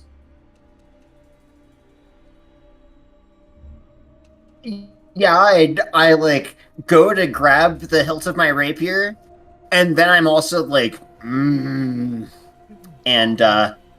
just going to like glare at him while he's on the ground, almost like he's not going to do anything, even after like stepping back over towards him. And then Phoenix just raises his tail and just slaps him across the face with it. So Okay. I need to just make an unarmed attack with a -4. Come on, it's easy for a cleric, right? I mean, strength is I mean, your unarmed highest attacks. stat. Yeah. All right, that's enough. Baby defended from literally nothing. All right. Yeah, sorry. I'm holding back the as you can tell, very happy cat. Come here, baby. Come here. Come here. Come here.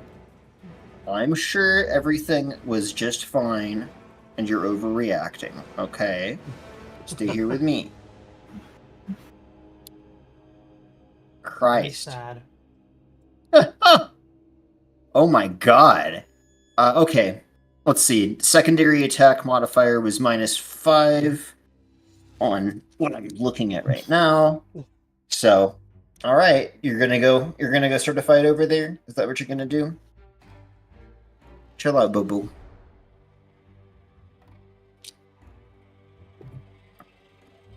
Yeah. Woof. Okay. Finally. I guess this would just be non-lethal. Ernix dealing with his own fight off to the side. Yes. My own encounter about to happen. All right. I just need to. Oh. Well, I messed up something with what I was trying to change here. So, good stuff. Always a pleasure. Let's see. Okay, I don't know why it doesn't want to. It doesn't want to let this work, so I'm just gonna say this is like a bite, except well, I'll just deal with it if I even manage to hit at this point. For what it matters. The prone guy. No? Yeah. Okay, cool. Yeah, well, I mean, that's it. And he's gonna swing back. I'm assuming a 23 hits, and yes, Yeah. that's with his -5.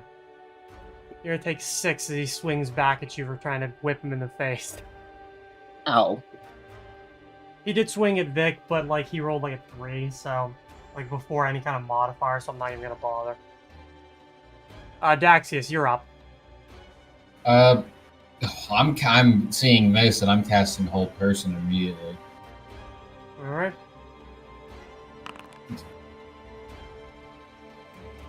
Works.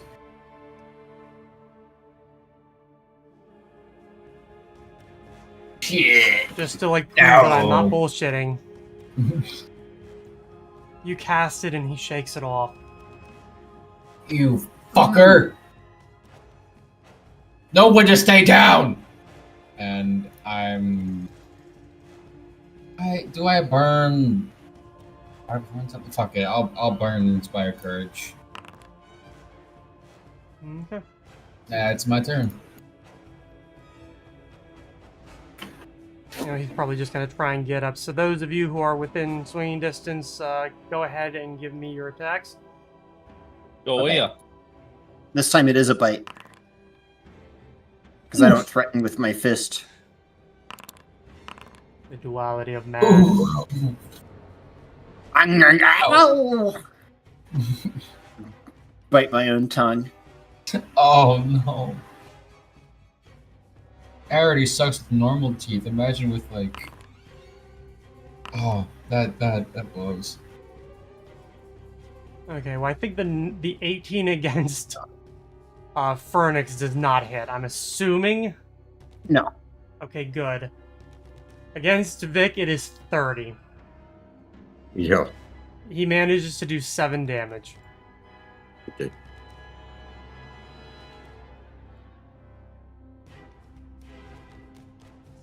I guess he's gonna try and follow up with neither of those hits. So, Sven, you were up. I'm He's gonna. laying on the ground.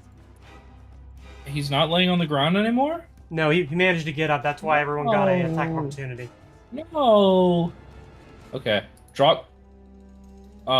Drops the sword. Draw a quarterstaff. Hit him once with quarterstaff. All right. How many weapons do you Does have? not hit. I have a lot of weapons. That's my turn. Yep. Did He's you- also got the hammer. Okay, making sure you didn't accidentally put the -5. Or... No, I guess you didn't. So even without that, yeah. Vic, you're up. Yeah, you've also Sven's also got the 2d6 one-handed hammer. No, I don't. And who does? Wait, you're not making a joke? The Vardo, No. I think. Yeah, no, I think that's the not Vardo Bardo. has it. I have a dagger, a quarterstaff, a silvered long sword, javelins, and a longbow. I thought you took the hammer that Gurgamish was using. No. Okay. Yeah, you're one hammer away from being a mobile armory. Mm-hmm. I thought Well, you did take it and it just went to the Vardo. I don't know. Yeah, whatever. Yeah. So quick question for you. Would you rule that the effect of Bane would apply non-lethally? Because I think it would just increase the damage. Sure. Yeah, Okay. yeah, I'm just that's sure. that's So swift extra action. damage. Okay, apply that. Take a 5-foot step to get into flanking with Phoenix. Mhm. 4 for outflank and power attack. First one Doesn't hit. help when I roll nothing but 4s. Oh, well, Okay, that's Bane. Yeah. Yeah, the Bane stuff is automatically included. Alright, the second one does Uh, not hit. So that is it for me. Back, nope. Alright, Furnace, you're up. oh yeah, yeah. I'm like bleeding a lot. Hold on, and I'm just gonna yeah. But how much room do we have in this room? It's a 30 We by came 30, up the stairs, so right? you could 100% 5-foot step away, and he's probably not gonna follow. Oh, okay. Yeah, I guess I should probably stop my own bleeding to death here. So I'm gonna just calmly. I'm gonna calmly step away 5 feet. I'm gonna take out a scroll and just sort of shake it off the other one, and yeah, go for that scroll of cure light wounds. Alright. That will not stop the bleeding. It will. Yeah, it should. I don't think that's. I think the only thing that could stop it is you have to take a round to attempt to make a medicine check. Or magical healing. I'm reading through it again myself. I'm assuming magical healing does it. Who the hell knows, though? I'm really Well, looking forward to running regardless- POC. I hate a lot of rolls. Regardless, I took 4 damage before that, so that's fine. And that's my turn. Okay. Daxis are up. I feel like I should fix that. Like, I don't know why it wouldn't.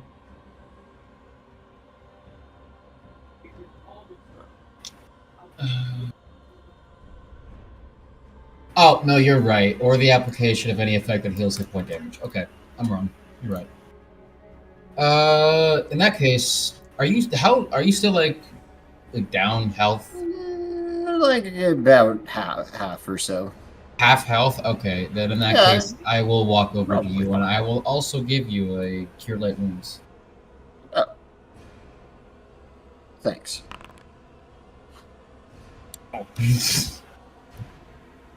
It's something. Still helps. Uh, Oh, I fucking hate this guy. Another use of Bark from Stun. Make sure you guys are adding that to your rules as well. And just say to say to Vic and Sven, you two mind hitting him a little harder? Vic has been stabbed several times, and Daxius is just dancing and talking shit. And Daxius may think that he's going to get it next.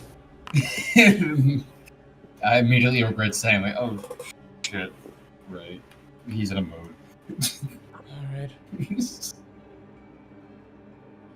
Somehow I lost Inspire Courage on my buffs list. Oh yeah, has everybody had that on their list, by the way? Have what? Inspire Courage. Fire courage. Because I thought I did. No, I have it on. I don't I have it turned on. probably should.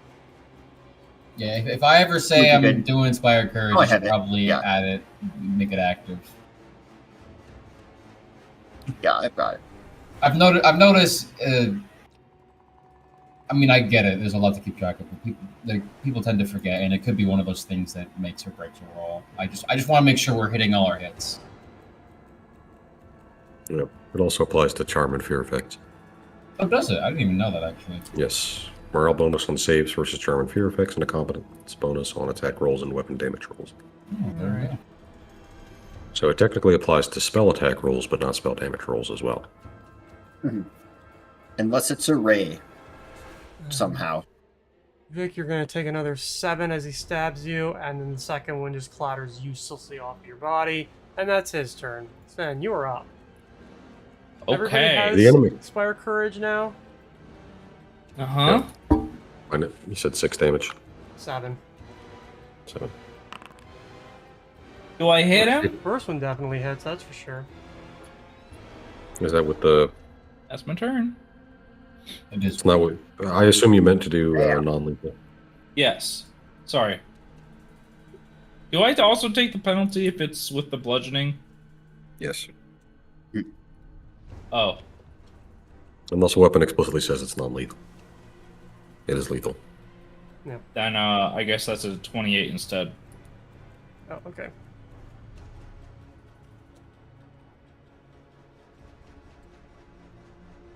Alright. Vic, you're up. Okay. So he's not got sneak attack on me yet, has he? No. I didn't think so. Let me make sure that that's... It's fiddling with my buffs again. It doesn't seem like it's working the way it thinks it does. Is Fernix still within melee range? No, I don't think so. Oh no, that's right. I backed off. I'm gonna try to step the 5-foot step preferably to get into flanking with Sven, if possible. Okay. I mean, I haven't made a battle map for this, so...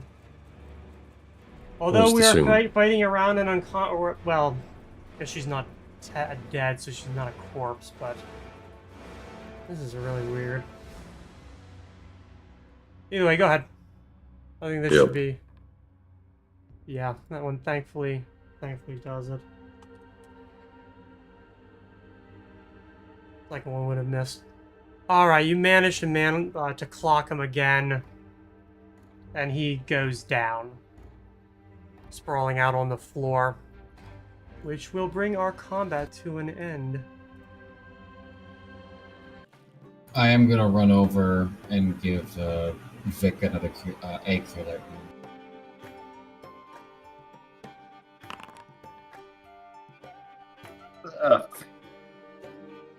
Ow.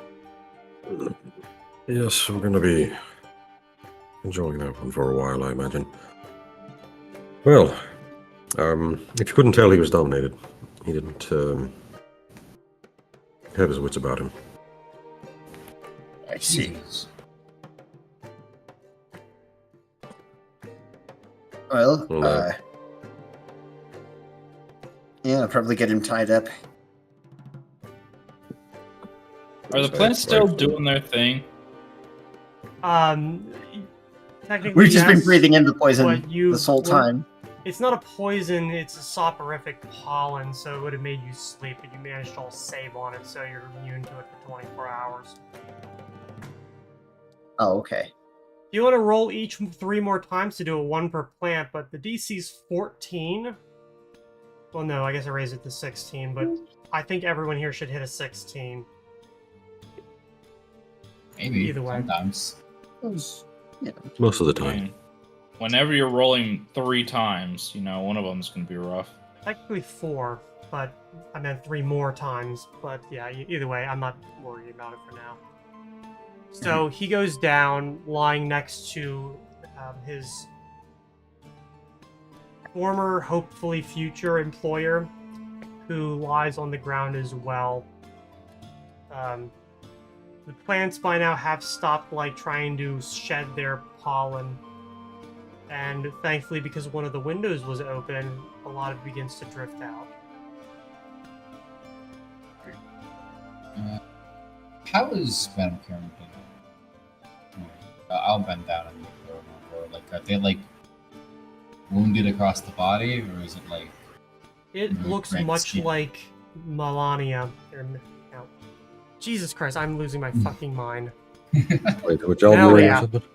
It looks a lot like Melia, where it's very obvious that she's injured, but her injuries aren't physical. okay? Shit. Did we hear dispel magic? Wouldn't that work on Dominic? Yeah, I don't. yeah, that's what I was just thinking about. I was gonna take a second to make sure I can eye it up with what's it called? Detect magic first. Mm. Yep, and then put myself in the exact situation I was just talking about. My one and only domain spell per day. Better be useful. Yeah. I mean, if not, then I believe oh yeah, hopefully this by thing doesn't now- even roll. Yeah, he can't roll because he's unconscious, so. No, the my caster level against, I think it's 11 plus the spell's caster level. Dominate. What level is dominate? 5th? 4th? Depends on the class. I Dominate think it might be person that. is Bard 4, Mesmerist 4, Shaman 5, Wizard 5, Witch 5. 5. Oh. Oh. Okay, so it'd be minimum caster level 9, Nice. meaning that would get it if it happens to be that. Yep. Just barely. Yep, that manages to work. Oh, I think that actually did it. Well, guess we can try to wake him up. Yeah, Oh, that's I'm sorry. Why did he go crazy? He was dominated. Medical Dominated cast, by who? I would presume one of the less than pleasant dream fellows that ravaged the store yesterday, or this last night. So just I'm things that suspecting. we can't see right now? They're probably not here right now. He was probably already dominated. right. And Vic is just saying this as he's preparing the spell and casting it on him. As this is happening, Dexus is actually just going to walk off and just search the entire building, top to bottom. Searching for what? Anything any people maybe, any things that are new. No, I mean, well, there's not really a lot to the Aneromancy portion, and thankfully nobody else is still here. It seems like those who were able to leave of their own accord did so, and those who couldn't were removed by now. And in terms of corpses, it's only Madame Carrington. Well, she's not dead. Well, Mhm. Yes, besides her. Like, We there's should no one fix like that. dead or close to dead. Nope. There definitely is a very odd feeling. A feeling like there is a presence in the room with you. However, Oh, great. Hmm. especially as you're up closer to Carrington.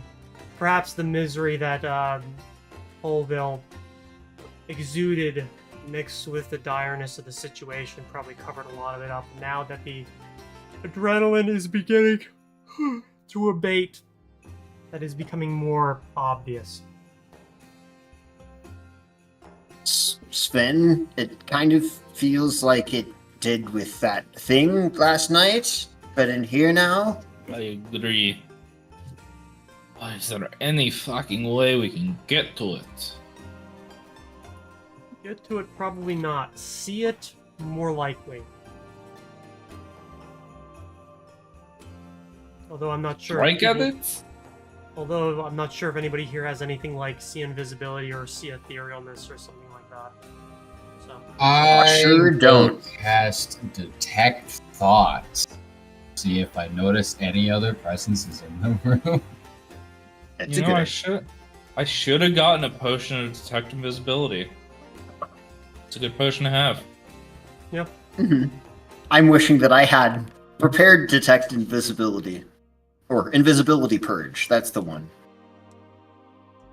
nope, you can't hear any other thoughts here. I presume they're in the dream realm, so not something that we can actually detect. Well, this isn't there's anything I can help out with, so have fun interviewing this guy. I'm gonna make that race towards the stairs.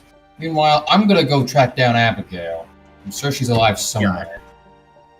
I'll also check on Madam Carrington as well. Just make sure that, like, you know, she's not like getting dehydrated or anything.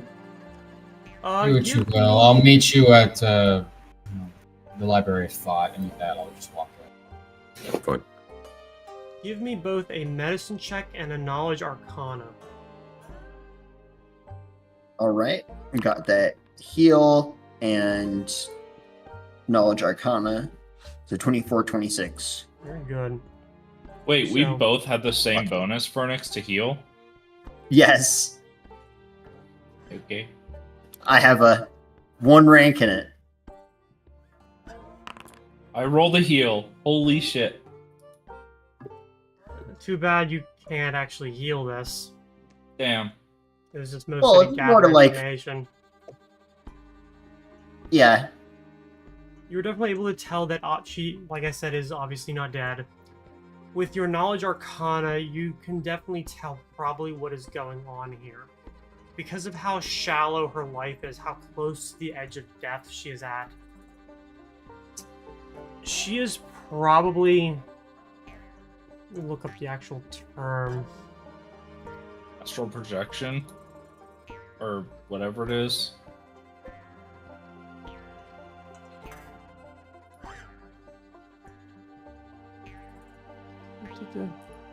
She is suffering under the effects of the night hag's dream haunting, where she is having her constitution slowly drained.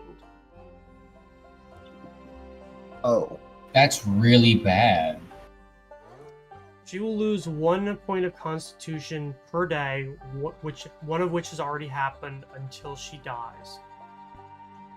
and like, how much do you figure that she probably has in the first place? Oh man. Probably 8 at most. I would assume less than that, like fucking Yeah. 6 maybe.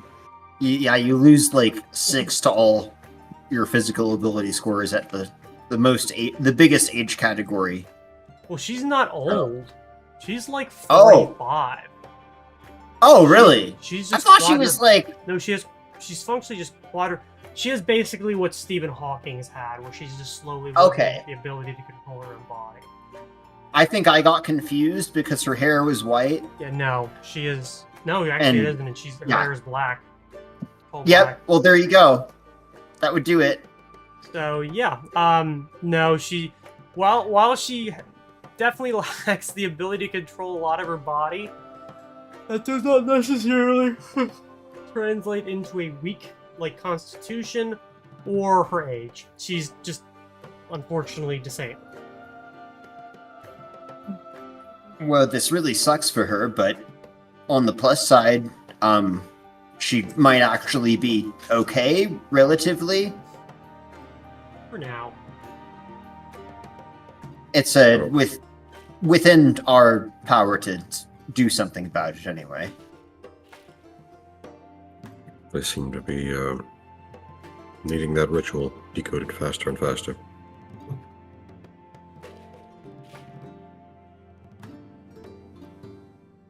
Yeah. Don't know if we should move them or not.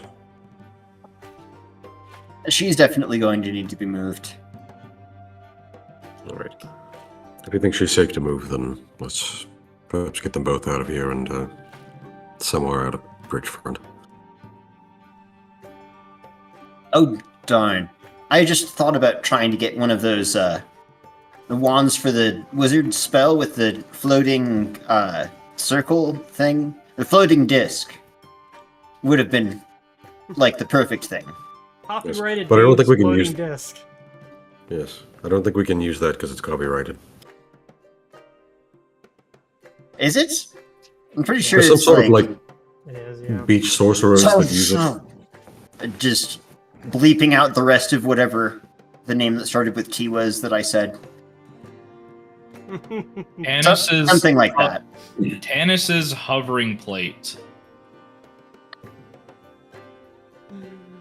Bartholomew's buoyant buoy. So yeah, Also, we can get her out of here. I'm assuming. was one of those healing spells for Melt for Colville? Yes, the one that Vic cast was waking him up. It takes a Theoretically. little bit for like the spell to sink in, but then obviously for him to slowly regain consciousness. He is definitely still black and blue, and obviously it'll take him a day or two to get back to like being not shitty, but his eyes open and he doesn't seem. He definitely still seems miserable, but in a, human kind of way. Sorry about that. It was, he seemed to have been, dominated by something. Yes, well, it was sort of a parting gift from the man. I figured as much. Well, it should be gone Right. now. The Phoenix dispelled it. Oh, thank the gods.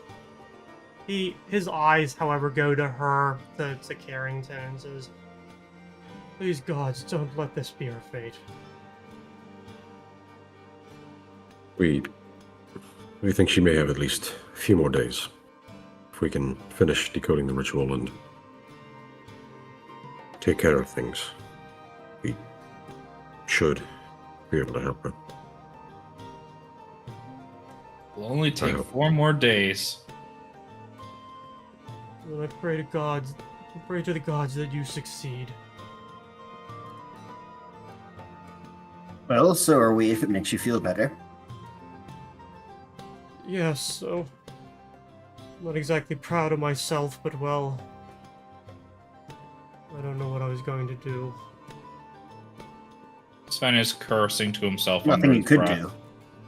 putting his weapons away. I've been afflicted by the same thing myself, and just heal everyone. 13. Not really a lot of control that you have over it, so don't worry about it. He slowly I have to gets. say, really got me between the ribs. Yes, well, sorry about that. I used to be a different person when I was younger. It was a good hit.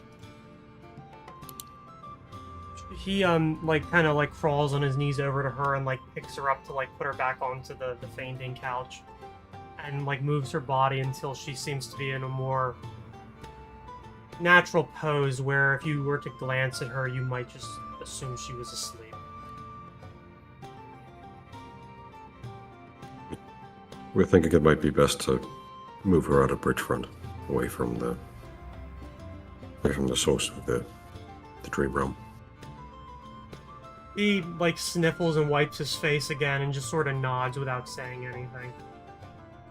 Is there somewhere you can take her? If not, we could find residence over at Bannerhome. I think it would be better if she went to Bannerhome. There'd be more people there. All right.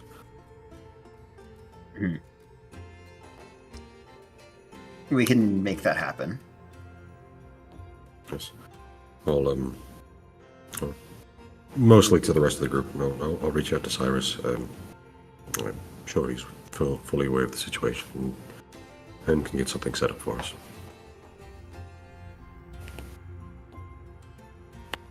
Okay. And Vic just kind of steps outside to, do his call.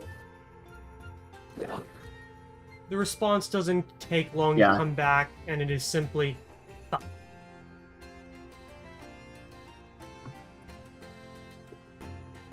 Yeah, that's about what I was thinking as well. Alright. So, it's going to take a little bit of time before Cyrus arrives with functionally a cart that he may have probably rented.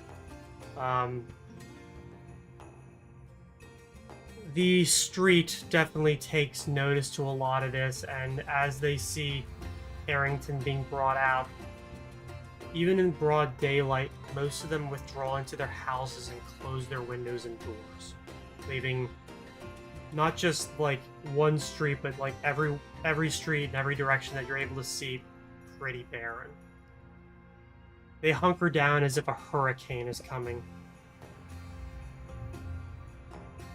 Honestly, can't really blame them.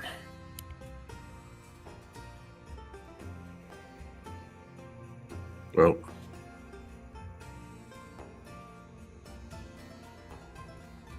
I hope that we're able to get to this fast enough. We should have enough time to survive. I can't imagine that whatever's going on is terribly pleasant, but What is stopping the hag from just attacking and killing Carrington tonight? might want something else with her. she'll be a That's a better. gamble. Who passed the Arcana check for the? I did. I think I can for roll. the So Phoenix. you know that like that ability takes time, and it's not necessarily well, technically it does feed her heartstone, but it's a way to functionally torture her. Her physical body may be within your possession, but her mind is not. it'll slowly break down her mind over a period of time, but it's something that can be recovered from.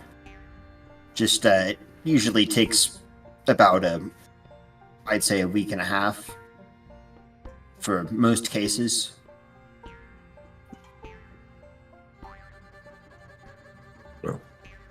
I think that this might take 3 or 4 more days. There's no telling what will happen in that time. I think we really need to figure out. We can't just leave Maddie Carrington and pray. So many people are going to die without her. Even if she survives, the amount of death. No, I think we need to figure something else out rather than just wait. I'm going to stay here in Bridgefront and try to get as many people out of the area as possible. I don't know how many will listen, but I can give them an incentive to do so. The rest of you, Sven, you just need to finish working on that ritual as much as possible. I don't know about the rest of you. Whatever, I'm leaving. Maybe. Right. Maybe see if there's any way we can house more people at the at Bridgefront, but well, not my call really. Well, I'm losing daylight. I should study more. I hope that you, Phoenix, or Daxius, or I hope that you lot are able to figure out what to do. I need to study. Right. Still burning daylight, after all. All right. I guess people begin to split up to do their own thing. I'm assuming at least everyone is riding back to Bannerhome with Cyrus in the cart. I Yeah. accidentally closed out of the foundry. Cool. Vic probably was going to stay to try to get people out of the area, just convince people to leave. But unless there's something that needs to happen at Panorama Who's first. leaving the area then? Yeah, I will. Okay, Phoenix says, Sven, I'm assuming you are, so you can go study the book. Mm-hmm. Okay, Daxius? Muted. Muted. I went off to go find Abigail. Okay. So I don't know how long it'll take. Might take a little bit, but if everybody splits up to do their thing, two of you riding with Cyrus in the wagon. He, like, under that hat, just kind of looks at her, looks to both of you, and kind of has that look on his face like shit's about to get real bad. Doesn't say a word, but just that look on his face like, fuck. Vic, you're gonna Yeah. go about trying to convince anybody that they need to leave. And Daxius, I'm not even gonna have you or bother having you roll a knowledge local. I'm assuming you're gonna go to the bookstore first. So, Yeah. and as everybody splits up to go to do their own thing, that will be where we end for today. We're ending almost on time this time. Yeah, I know. Yeah. Things have definitely gotten a little more strained, and, well, if the warning from Dorian and the situation wasn't, you know, strained enough, now it's even worse. Even with I'm the sure it'll be best of fine. your ability, I'm pretty sure everyone here understands that a lot of people are probably going to die, not of your own accord. Oh yeah. Hmm. That's why it's kind of part of the reason why I've sent people out to try and find people.